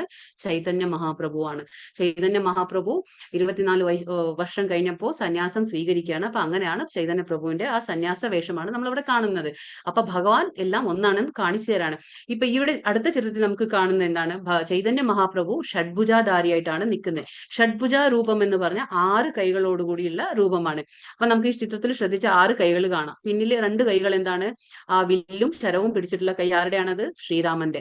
പിന്നെ കുഴല് പിടിച്ചിട്ടുള്ള ആ കൈ ആരുടെയാണ്? ശ്രീകൃഷ്ണന്റെ. പിന്നെ ദണ്ഡം കമണ്ഡലു പിടിച്ചിട്ടുള്ളത് സന്യാസ രൂപത്തിലുള്ള ചൈതന്യ മഹാപ്രഭുവിന്റെ ആണ് ചിത്രം. അപ്പൊ ഈ ചൈതന്യ മഹാപ്രഭു ഈ ദർശനം ഇങ്ങനെ 6 കൈകളോടുകൂടിയുള്ള ഷഡ്ഭുജ ദർശനം ആർക്കാണ് കൊടുത്തത്? നിത്യാനന്ദ പ്രഭുവിന് കൊടുത്തു. നിത്യാനന്ദ പ്രഭു എന്ന് പറഞ്ഞാൽ നമ്മൾ പറഞ്ഞു, ഇന്നലെ പറഞ്ഞു, എന്താ പറയാ, മഹാപ്രഭു ചൈതന്യ മഹാപ്രഭു അവതരിക്കുമ്പോൾ കൂടെ സന്തത സഹചാരികൾ ഉണ്ടായിരുന്നു. ആരൊക്കെയാണ്? നിത്യാനന്ദൻ ഉണ്ടായിരുന്നു. നിത്യാനന്ദൻ എന്ന് പറഞ്ഞ ആരാണ്? ബലരാമൻ ഉണ്ടായിരുന്നു. അങ്ങനെ ശ്രീരാധ ഉണ്ടായിരുന്നു, പിന്നെ നാരദൻ ഉണ്ടായിരുന്നു, അദ്വൈത ആചാര്യ എല്ലാവരും ഉണ്ടായിരുന്നു. അപ്പൊ ഈ ഭഗവാൻ ഇങ്ങനെ അവതരിച്ചപ്പോൾ ഈ ദർശനം കൊടുത്തത് ആർക്കാണ്? നിത്യാനന്ദ പ്രഭുവിന് കൊടുത്തു. പിന്നെ സാർവഭൗമ ഭട്ടാചാര്യ എന്നൊരു ആചാര്യനും കൊടുത്തു. പിന്നീട് രാജ, അതായത് പ്രതാപരുദ്ര രാജ എന്ന് പറയുന്ന ഒറീസയിലെ ഒരു രാജാവാണ്. ആ ഒറീസയിലെ രാജാവിനും ഈ ദർശനം കൊടുത്തിട്ടുണ്ട് ഭഗവാൻ. അതായത് ഭഗവാൻ ഞാൻ തന്നെ എന്ന് കാണിക്കുകയാണ്. ശ്രീരാമനും ശ്രീകൃഷ്ണനും ചൈതന്യ മഹാപ്രഭു എല്ലാ അവതാരങ്ങളും ഒരേ ഇതിൽ കാണിച്ചു കൊടുക്കുകയാണ് ഭഗവാൻ. അപ്പൊ ഇത് 9ാമത്തെ ശ്ലോകം. ജന്മ കർമ്മ ച മേ ദിവ്യം ഏവം യോ വേതി തത്വതഃ ത്യക്ത്വാ ദേഹം പുനർജന്മ നൈതി മാമേതി സോർജുന. അല്ലയോ അർജുന, എന്റെ ജനനത്തിന്റെയും പ്രവൃത്തികളുടെയും അതീന്ദ്രിയ സ്വഭാവം ഗ്രഹിച്ചവർ മരണശേഷം വീണ്ടും ഭൗതിക ലോകത്തിൽ പിറക്കുന്നില്ല. അവർ ശാശ്വതമായ എന്റെ ലോകത്തിൽ എത്തുന്നു. അപ്പൊ ഭഗവാൻ പറയുന്നു, എന്താണ് പറയുന്നത്? എന്റെ ജന്മം, എന്റെ കർമ്മം അത് വളരെ ദിവ്യമാണ്. നമ്മൾ അതുകൊണ്ടാണ് പറഞ്ഞത് ദിവ്യജ്ഞാനം. ഭഗവാന്റെ കാര്യങ്ങളെല്ലാം ദിവ്യമാണ്, നമ്മളെ പോലെ അല്ലല്ലോ. പക്ഷെ ഭഗവാൻ കർമ്മം എന്നോട് ഉദ്ദേശിക്കുന്നത് കർമ്മമല്ല, അതായത് ഭഗവാന്റെ ലീലകൾ. കാരണം ഭഗവാൻ എപ്പോഴും അവതരിക്കുമ്പോൾ എന്താണ്, ഭഗവാന്റെ ഒരുപാട് ലീലകൾ നമുക്കറിയാം അല്ലെ. ഭഗവാൻ എന്താ പറയുക, കൃഷ്ണൻ അവതരിക്കുമ്പോൾ എന്തുമാത്രം ലീലകളാണ് ഭഗവാൻ കാണിച്ചിട്ടുള്ളത് അല്ലെ. അപ്പൊ ഭഗവാന്റെ കർമ്മം എന്ന് വെച്ചാൽ ലീലകൾ. അപ്പൊ ഭഗവാന്റെ എല്ലാ കാര്യങ്ങളും എന്താണ്, ദിവ്യമാണ്. അതാണ് ട്രാൻസെൻഡന്റൽ, നമ്മൾ പറയില്ല, അതീന്ദ്രിയ ജ്ഞാനമാണ് അതൊക്കെ. അപ്പൊ ആരാണോ ഭഗവാന്റെ ജന്മത്തെക്കുറിച്ച്, ഭഗവാന്റെ ലീലകളെ കുറിച്ച് മനസ്സിലാക്കുന്നത്, അവരെന്താണ്, അവർക്ക് ആരാണോ ഇതൊക്കെ ഗ്രഹിച്ച് മരണശേഷം അവർ മരിക്കുമ്പോൾ എന്താണ് സംഭവിക്കുന്നത്, അവർ വീണ്ടും ഈ ഭൗതിക പ്രപഞ്ചത്തിൽ ജന്മം എടുക്കുന്നില്ല. അവരുടെ കർമ്മങ്ങളെല്ലാം, കർമ്മഫലങ്ങളെല്ലാം എന്താ പറയാ, ഇല്ലാതാവുകയാണ്. അവരെന്താണ് ചെയ്യുന്നത്, അവർ ശാശ്വതമായ എന്റെ ലോകത്തിൽ എത്തുന്നു എന്ന് ഭഗവാൻ പറയാണ്. ഭഗവാന്റെ ലോകം ഏതാണ്? ഗോലോക വൃന്ദാവന. അതുണ്ട്, അത് നമുക്ക് വീണ്ടും വരും, നമ്മൾ പഠിക്കുക അതിനെ കുറിച്ച്. അപ്പൊ ഭഗവാന്റെ ധാമം ഏതാണ്? ഗോലോക വൃന്ദാവനം. ഒരു ലോകമുണ്ട്, അവിടെയാണ് ഭഗവാന്റെ ഭക്തർക്ക് പോകാൻ പറ്റുക. അപ്പൊ നമ്മൾ കുറെ മുക്തികളെ കുറിച്ചൊക്കെ പറഞ്ഞില്ല, അങ്ങനെയാണ്. ബാക്കി 4 മുക്തികൾ ഉണ്ടല്ലോ, ശാശ്വതമായ മുക്തി നേടി എല്ലാവരും ആ ഭഗവാന്റെ ലോകത്തേക്ക് പോകും, വീണ്ടും ഈ ഭൂലോകത്തേക്ക് അവർ വരുന്നില്ല. അപ്പൊ ഇതാണ് ഭഗവാൻ പറയുന്നത്. ഭഗവാന്റെ ജന്മവും ഭഗവാന്റെ കർമ്മവും ദിവ്യമാണ്, അതായത് അവന്റെ ലീലകളൊക്കെ ദിവ്യമാണ്. ആരാണോ ഇത് ഗ്രഹിക്കുന്നത്, അവർക്ക് മരണശേഷം വീണ്ടും ഒരു ജന്മം ഉണ്ടാകുന്നില്ല. ഇതാണ് ദാമോദര മാസം. ഇപ്പൊ നമ്മൾ പറഞ്ഞില്ലേ, ഇപ്പൊ എന്താണ് നടന്നുകൊണ്ടിരിക്കുന്നത്? ദാമോദര മാസമാണ്. ഒക്ടോബർ 7 തുടങ്ങി ഇനി നവംബർ 5 വരെ ഇതുണ്ട്, ഈ മാസമാണ്. അതായത് കാർത്തിക മാസം എന്ന് നമ്മൾ പറയും. പക്ഷെ ഇതിന് ഇനിയൊരു പേര് എന്താണ്? ദാമോദര മാസം. നമ്മൾ ആദ്യമായിട്ട് കാണിച്ചു തന്നില്ലേ എങ്ങനെയാണ് ദാമോദരനെ ആരതി ഒഴിയുക എന്നൊക്കെ നമ്മൾ കാണിച്ചു തന്നില്ലേ. അതായത് നെയ്വിളക്കിൽ നമ്മൾ ഭഗവാനെ ആരതി ഒഴിയും. അപ്പൊ ഈ ഒരു മാസം നമ്മൾ എന്താ പറയാ? ദാമോദര മാസം. കാരണം എന്താന്ന് വെച്ചാൽ ഒരു ലീല നടന്ന മാസമാണ്. ഒരുപാട് ലീല നടന്നിട്ടുണ്ട്, അതിൽ ഏറ്റവും പ്രധാനപ്പെട്ട ലീല എന്ന് പറഞ്ഞാൽ ദാമോദര ലീല. അതാണ് ഇത്. ഇതെന്താന്ന് വെച്ചാൽ ഭഗവാൻ കൃഷ്ണൻ കുഞ്ഞായിരിക്കുമ്പോൾ ഉറങ്ങിക്കിടക്കാണ്. ഉറങ്ങിക്കിടന്ന് എഴുന്നേറ്റ് കഴിഞ്ഞപ്പോൾ വിശന്നു, അമ്മയുടെ അടുത്തേക്ക് ചെല്ലുകയാണ്, എനിക്ക് പാല് വേണമെന്നും പറഞ്ഞു. അപ്പൊ അമ്മ എന്താ ചെയ്യായിരുന്നു? ആ സമയത്ത് വെണ്ണ കടഞ്ഞുകൊണ്ടിരിക്കുകയായിരുന്നു. അപ്പൊ അമ്മ എന്ത് ചെയ്തു? കുഞ്ഞിനെ മടിയിൽ കിടത്തി പാല് കൊടുക്കുകയാണ്. അപ്പൊ പാല് കൊടുത്തുകൊണ്ടിരിക്കുന്ന സമയത്താണ് പെട്ടെന്ന് യശോദ അമ്മയ്ക്ക് ഓർമ്മ വരുന്നത്, ഞാൻ അടുപ്പിൽ പാല് വെച്ചിരുന്നല്ലോ എന്ന്. ആ പാലും കൃഷ്ണന് വേണ്ടി തന്നെ ആയിരുന്നു, പക്ഷെ എങ്കിലും അത് തളച്ചു പോകുമല്ലോ എന്ന് ഓർത്ത് അമ്മ എന്ത് ചെയ്യാണ്? പെട്ടെന്ന് പാല് കൊടുക്കുന്നത് നിർത്തി കുഞ്ഞിനെ താഴെ വെച്ച് അടുക്കളയിലേക്ക് ഓടുകയാണ്. അപ്പൊ അവിടെ പോയി പാലിനെ എന്താ പറയാ വാങ്ങി വെക്കാൻ വേണ്ടി ഓടുകയാണ്. ആ സമയത്ത് ഈ കുഞ്ഞിക്കണ്ണന് ദേഷ്യം വരികയാണ്. അതായത് ആ പാല് കൊടുക്കുന്നത് പകുതിയിലിട്ട് ഓടി അമ്മ. അപ്പൊ അതിന്റെ ദേഷ്യം വരാണ് കൃഷ്ണന്. ദേഷ്യം വന്നിട്ട് എന്ത് ചെയ്തു? അമ്മ പോയി കഴിഞ്ഞ ശേഷം ആ അമ്മ എന്താ പറയാ വെണ്ണ കടഞ്ഞിരിക്കുകയായിരുന്നു. അപ്പൊ ആ വെണ്ണക്കുടങ്ങളും പിന്നെ തൈരിന്റെ കുടങ്ങളും എല്ലാം പൊട്ടിക്കുകയാണ്. അവിടെ ഇരുന്ന് എല്ലാം പൊട്ടിച്ച് അവസാനം അമ്മ അവിടെ എത്തുകയാണ്. അമ്മ അവിടെ എത്തുമ്പോ എല്ലാം പൊട്ടിക്കിടക്കാണ്. അതെന്താ? കുഞ്ഞിന് ദേഷ്യം വന്നു. അതായത് പാല് കുടിച്ചുകൊണ്ടിരിക്കുന്ന സമയത്ത് അത് പകുതിക്ക് ഇട്ട് ഓടിയതിന്റെ ആ ദേഷ്യമാണ് കൃഷ്ണന്. കൃഷ്ണൻ അത് ഇഷ്ടമല്ല. ആ കാര്യം മുഴുമിച്ചില്ലല്ലോ അമ്മ. അതങ്ങനെ ചെയ്തപ്പോ കൃഷ്ണൻ എല്ലാം നശിപ്പിച്ചോടെ. അപ്പൊ അമ്മ ഓടി വന്നപ്പോ കാണുന്നത് ഈ ദൃശ്യമാണ്. കൃഷ്ണൻ എല്ലാം പൊട്ടി നശിപ്പിച്ചിരിക്കുക. അപ്പൊ അമ്മ എന്ത് ചെയ്തു? കുഞ്ഞിക്കണ്ണനെ പിടിക്കാൻ ഓടുകയാണ്. ആ പിടിക്കാൻ ഓടുന്ന സമയത്ത് കൃഷ്ണനെ കിട്ടില്ല, അവൻ ഓടുകയാണ്. അപ്പൊ എന്ത് ചെയ്തു? അമ്മ എന്ത് വിചാരിച്ചു? ഈ കുഞ്ഞിനെ ഇങ്ങനെ വിട്ടാൽ ശരിയാവില്ല എന്നും പറഞ്ഞ് കയറെടുക്കുകയാണ്. കയറെടുത്തിട്ട് കുഞ്ഞിനെ കെട്ടാൻ വേണ്ടി നോക്കുകയാണ്. അപ്പൊ വേഗം അവിടെ അടുത്ത് എന്ത് ഉണ്ടായിരുന്നു?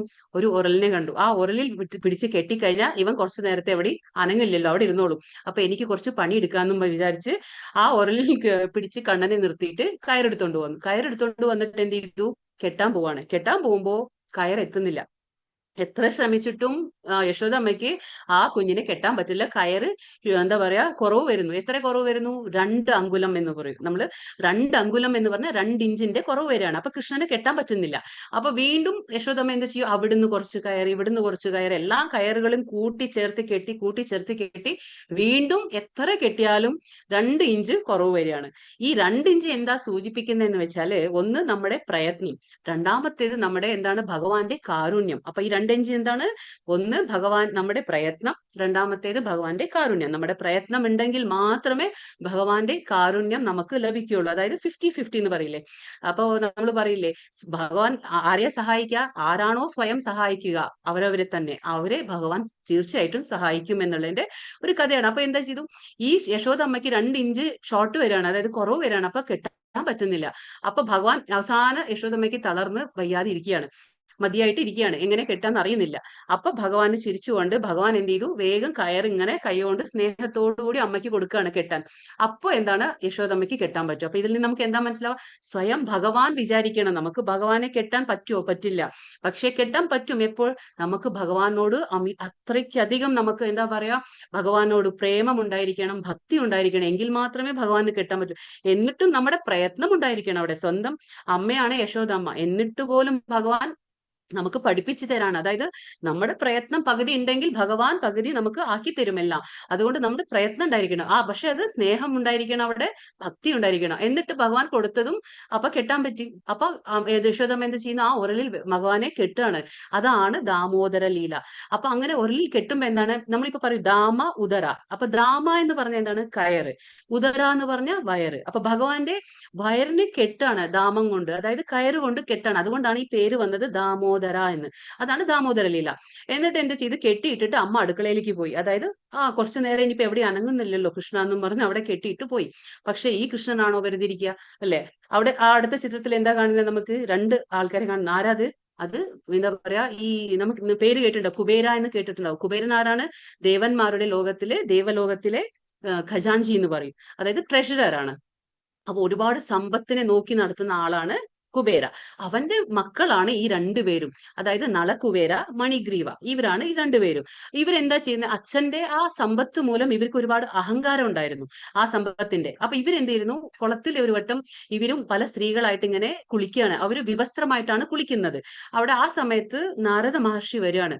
നാരദ മഹർഷി വരുമ്പോ ഇവർക്ക് ആ ഒരു ആദരവില്ല. ഗുരുസ്ഥാനത്താണ് നാരദ മഹർഷി, എങ്കിൽ പോലും എന്താ പറയാ, ശരീരത്തെ കവർ ചെയ്യണമെന്നോ നമ്മൾ അങ്ങനെ ഒന്നും ചെയ്യാണ്ട്, ഒരു എന്താ പറയാ റെസ്പെക്ട് കാണിക്കാണ്ട് അവരുടെ തന്നിഷ്ടം പോലെ അവർ കുളിച്ചുകൊണ്ടേയിരുന്നു. കാരണം എന്താ വെച്ചാൽ അവർക്ക് അഹങ്കാരമായിരുന്നു. കാരണം ഞങ്ങൾ എന്താ പറയാ, കുബേരന്റെ മക്കളല്ലേ, ആ സമ്പത്തിന്റെ ഒരു അഹങ്കാരം അവർക്കുണ്ടായിരുന്നു. അപ്പൊ നാരദ മഹർഷി അവർക്ക് ഒരു ശാപം കൊടുക്കാണ്. അതായത് നിങ്ങൾ മരങ്ങളായി ജനിക്കും. നിങ്ങൾ ഉടനടി നിങ്ങൾ ആരാണ്, മരങ്ങളായി ജനിക്കും. ഏത് മരങ്ങൾ? അർജുന ട്രീസ് എന്ന് പറയും, അതായത് നീർമരുത്. അങ്ങനെ മരങ്ങളായി നിങ്ങൾ ജനിക്കുകയാണെന്ന് ശാപം കൊടുക്കുകയാണ്.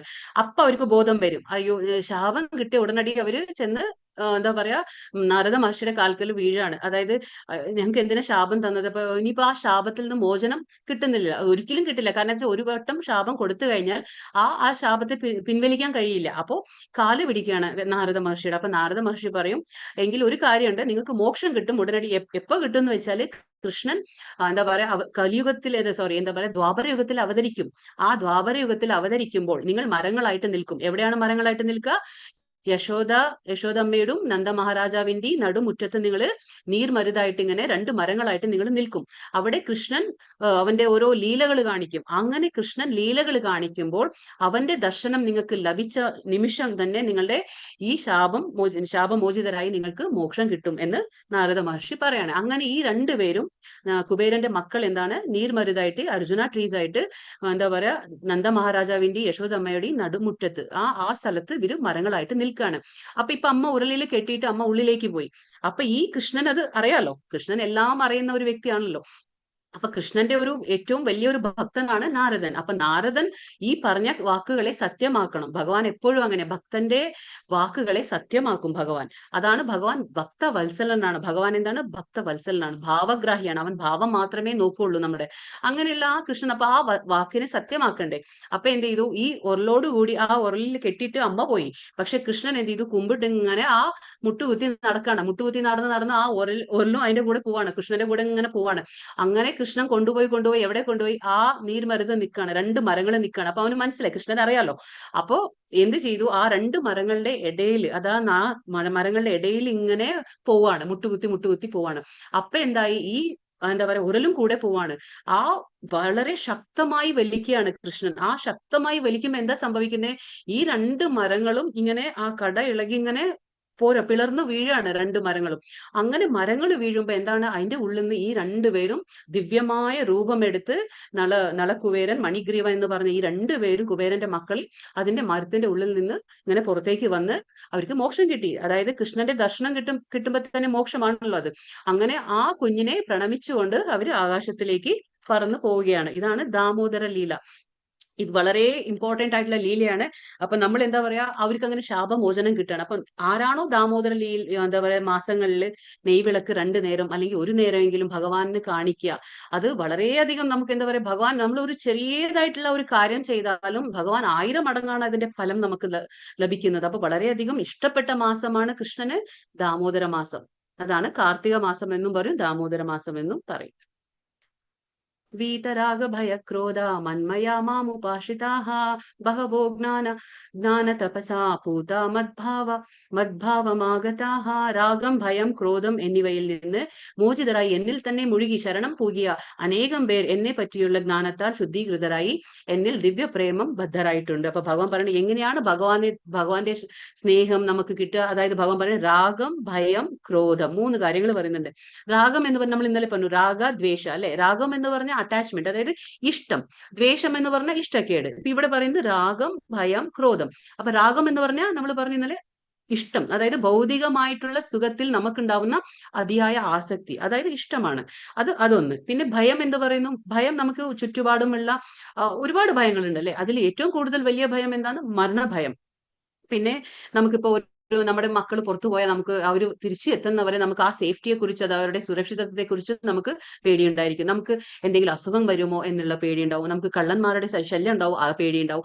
നമുക്ക് ഇങ്ങനെ ആക്സിഡന്റ് പറ്റുമോ, ഇങ്ങനെ പല പല പേടി നമുക്ക് നിത്യേന ഉണ്ടാവും അല്ലെ. അങ്ങനെയുള്ള ആ ഭയം. പിന്നെ ക്രോധം. ക്രോധം എന്ന് പറഞ്ഞാൽ ദേഷ്യം. അതായത് ഈ 3 കാര്യങ്ങൾ എന്താണ്? രാഗം, ഭയം, ക്രോധം. പേടി, പിന്നെ അറ്റാച്ച്മെന്റ്. അത് രാഗം എന്ന് പറഞ്ഞാൽ ഭൗതികമായിട്ടുള്ള ആ ഇഷ്ടം, ആസക്തി. പിന്നെ എന്താ പറയാ, ക്രോധം, ദേഷ്യം. ഈ 3ഉം ഇല്ലെങ്കിൽ നമുക്ക് ഭഗവാനെ പ്രാപിക്കാൻ വളരെയധികം ഈസിയാണ്, എളുപ്പമാണെന്ന് ഭഗവാൻ പറയാണ്. അങ്ങനെ എന്നെ പറ്റിയുള്ള ജ്ഞാനത്താൽ ശുദ്ധീകൃതരാവും. നമ്മൾ ഇങ്ങനെ ഭഗവാന്റെ ജ്ഞാനം പഠിക്കും തോറും ഇത് തനിയെ ഇല്ലാതാവും. ഏത്? രാഗം, ഭയം, ക്രോധമല്ല. അത് ഒറ്റയടിക്ക് നമുക്കറിയാലോ, ഇന്ദ്രിയങ്ങളെ നമുക്ക് നിയന്ത്രിക്കാൻ പറ്റില്ല. അപ്പൊ ഒറ്റയടിക്ക് നമുക്ക് ഇതൊന്നും അച്ചീവ് ചെയ്യാൻ പറ്റില്ല, നേടാൻ പറ്റില്ല. പക്ഷെ ഭഗവാന്റെ ഭക്തിയുത സേവനം നമ്മൾ അനുഷ്ഠിക്കുമ്പോൾ ഇത് തനിയെ ഇല്ലാതാകും. അല്ലാതെ നമ്മൾ പറഞ്ഞില്ലേ ഹരിനാമ സങ്കീർത്തനം, അതായത് ഭഗവാന്റെ നാമജപം ചെയ്യുമ്പോൾ, ഭഗവാന്റെ ഹരിനാമം ജപം ചെയ്തിരിക്കുമ്പോൾ, പിന്നെ ഭഗവാന്റെ പ്രസാദം ഭക്ഷണമായി കഴിക്കുമ്പോൾ മാത്രമേ നമ്മൾ ആ ഇന്ദ്രിയങ്ങൾ ശുദ്ധീകരിക്കപ്പെടുള്ളൂ. അപ്പൊ മാത്രമേ നമുക്ക് ഇതൊക്കെ സാധിക്കുകയുള്ളൂ. അപ്പൊ ഈ ഗുണങ്ങൾ എന്താണ്? രാഗം, ഭയം, ക്രോധം, ഇതൊക്കെ രജോ ഗുണത്തിൽ വരുന്ന 3 ഗുണങ്ങൾ പറഞ്ഞില്ലേ, സത്വഗുണ, രജോ ഗുണ, തമോ ഗുണ. അപ്പൊ ഇത് രജോ ഗുണങ്ങളിലാണ് ഇത് വരുന്നത്. അതുകൊണ്ട് ഇതിനെയൊക്കെ നമ്മൾ ഇല്ലാതാക്കാൻ നമ്മൾ നോക്കണം. അപ്പൊ ഇത് ഇല്ലാതാകുമ്പോൾ മാത്രമാണ് നമുക്ക് നമ്മുടെ ലക്ഷ്യം മനസ്സിലാവുക. എന്താണ് നമ്മുടെ ലക്ഷ്യം? നമ്മൾ ഈ ഭൗതിക ലോകത്തേക്ക് വന്നു കഴിഞ്ഞു അല്ലെ. ഇവിടുന്ന് നമ്മൾ തിരിച്ചു പോകണം. എവിടേക്ക് പോകണം? ഭഗവാന്റെ ധാമമുണ്ട്, ഗോലോകധാമം. അവിടേക്ക് നമ്മൾ എത്തണം. കാരണം നമ്മൾ ഭഗവാന്റെ അംശമാണ്. അവിടുന്ന് നമ്മൾ ഇവിടെ ഭൗതികതയിലേക്ക് വന്നു പെട്ടതാണ്. എങ്ങനെയോ വന്നു പെട്ടു. പക്ഷെ ഇനി നമ്മൾ ഈ ജ്ഞാനം നേടി നമ്മൾ അവിടേക്ക് എത്താനുള്ള വഴി നോക്കണം. നമുക്കിപ്പോ പുറത്തൊക്കെ എവിടെയെങ്കിലൊക്കെ നമ്മൾ പോയാലും നമുക്ക് തിരിച്ച് നമ്മുടെ വീട്ടിലേക്ക് എത്തുമ്പോൾ ഒരു സുഖം ഉണ്ടാവില്ലേ അല്ലെ. എവിടെ പോയാലും നമുക്ക് അവനവന്റെ വീട്ടിൽ വന്ന് എത്തുമ്പോഴത്തെ ഒരു ആശ്വാസം, അത് നമുക്ക് കിട്ടണമെങ്കിൽ നമ്മൾ ഗോലോക വൃന്ദാവനത്തിലേക്ക് എത്തണം. എങ്കിലേ നമുക്കത് കിട്ടുള്ളൂ. അപ്പൊ മോക്ഷമാണത്. പിന്നീട് നമ്മൾ തിരിച്ച് ഈ ഭൂലോകത്തേക്ക് നമ്മൾ വരുന്നില്ല. ये यथा मां प्रपद्यन्ते तां सतैव भजाम्यहं मम വർത്തമാനുവർത്തന്തെ മനുഷ്യാഃ പാർത്ഥ സർവശഃ. എന്നിൽ ശരണം പ്രാപിക്കുന്നതിനനുസരിച്ച് ഏവർക്കും ഞാൻ തക്കതായ പ്രതിഫലം നൽകുന്നു. അല്ലയോ കുന്തിപുത്ര, എല്ലാവരും എല്ലാവിധത്തിലും എന്റെ മാർഗത്തെ പിന്തുടരുന്നു. അപ്പൊ ഭഗവാൻ ഇവിടെ പറഞ്ഞു തരാണ്, ഞാൻ എങ്ങനെയാണ് ഒരാൾക്ക് ഞാൻ പ്രതിഫലം നൽകുക. അതായത് എത്ര ഡിഗ്രി ഓഫ് സറണ്ടർ എന്ന് നമ്മൾ പറയും. അതായത് നമ്മൾ എങ്ങനെയാണോ ഭഗവാന് ശരണം പ്രാപിച്ചിരിക്കുന്നത് അതിനനുസരിച്ച് ഭഗവാൻ നമുക്ക് പ്രതിഫലം തരും. ഭഗവാന് പാർഷ്യാലിറ്റി ഇല്ല, പക്ഷപാതം ഇല്ല. ഭഗവാന് എല്ലാവരും ഭഗവാന്റെ മക്കളാണ്, എല്ലാവരും ഒരുപോലെയാണ്. പക്ഷെ എങ്കിലും നമ്മളിപ്പോ പറയില്ലേ, ഇപ്പൊ ഒരു അച്ഛൻ പുറത്തുപോയി എന്താ പറയാ, പുറത്തുപോയി തിരിച്ച് വീട്ടിലേക്ക് എത്തുമ്പോൾ അച്ഛനറിയാം മക്കളുണ്ടാവും, ആ മക്കൾക്കെല്ലാം ചോക്ലേറ്റ് കൊടുന്നു കൊടുക്കുകയാണ്. അപ്പൊ എല്ലാവർക്കും ചോക്ലേറ്റ് കൊടുന്നു കൊടുക്കുമ്പോൾ എല്ലാവരും അത് വാങ്ങി അച്ഛനോടൊരു നന്ദി പറയുന്നില്ല, അതായത് താങ്ക്സ് ഒന്നും പറയാതെ എല്ലാവരും അവരവര് കഴിക്കാണ്.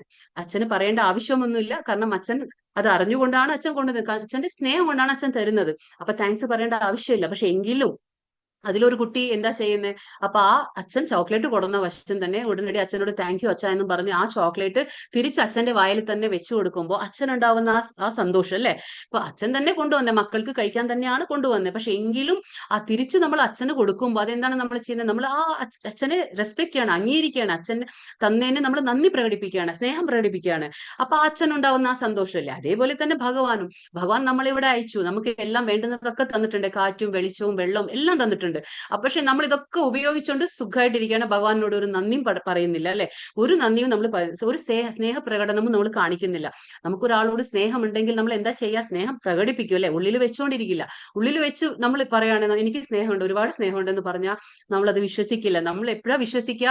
ഉള്ളിലുള്ള ആ സ്നേഹം പ്രകടിപ്പിക്കണം അല്ലെ. ബാഹ്യമായി നമ്മളത് പ്രകടനത്തിലൂടെ മാത്രമാണ് നമുക്കത് മനസ്സിലാക്കുക. അപ്പൊ അതേപോലെ തന്നെ കൃഷ്ണനും പറയാണ്, എന്നിൽ ശരണം പ്രാപിക്കുന്നതിനനുസരിച്ച് ഞാൻ ഏവർക്കും എന്താ പറയാ തക്കതായ പ്രതിഫലം നൽകുന്നു.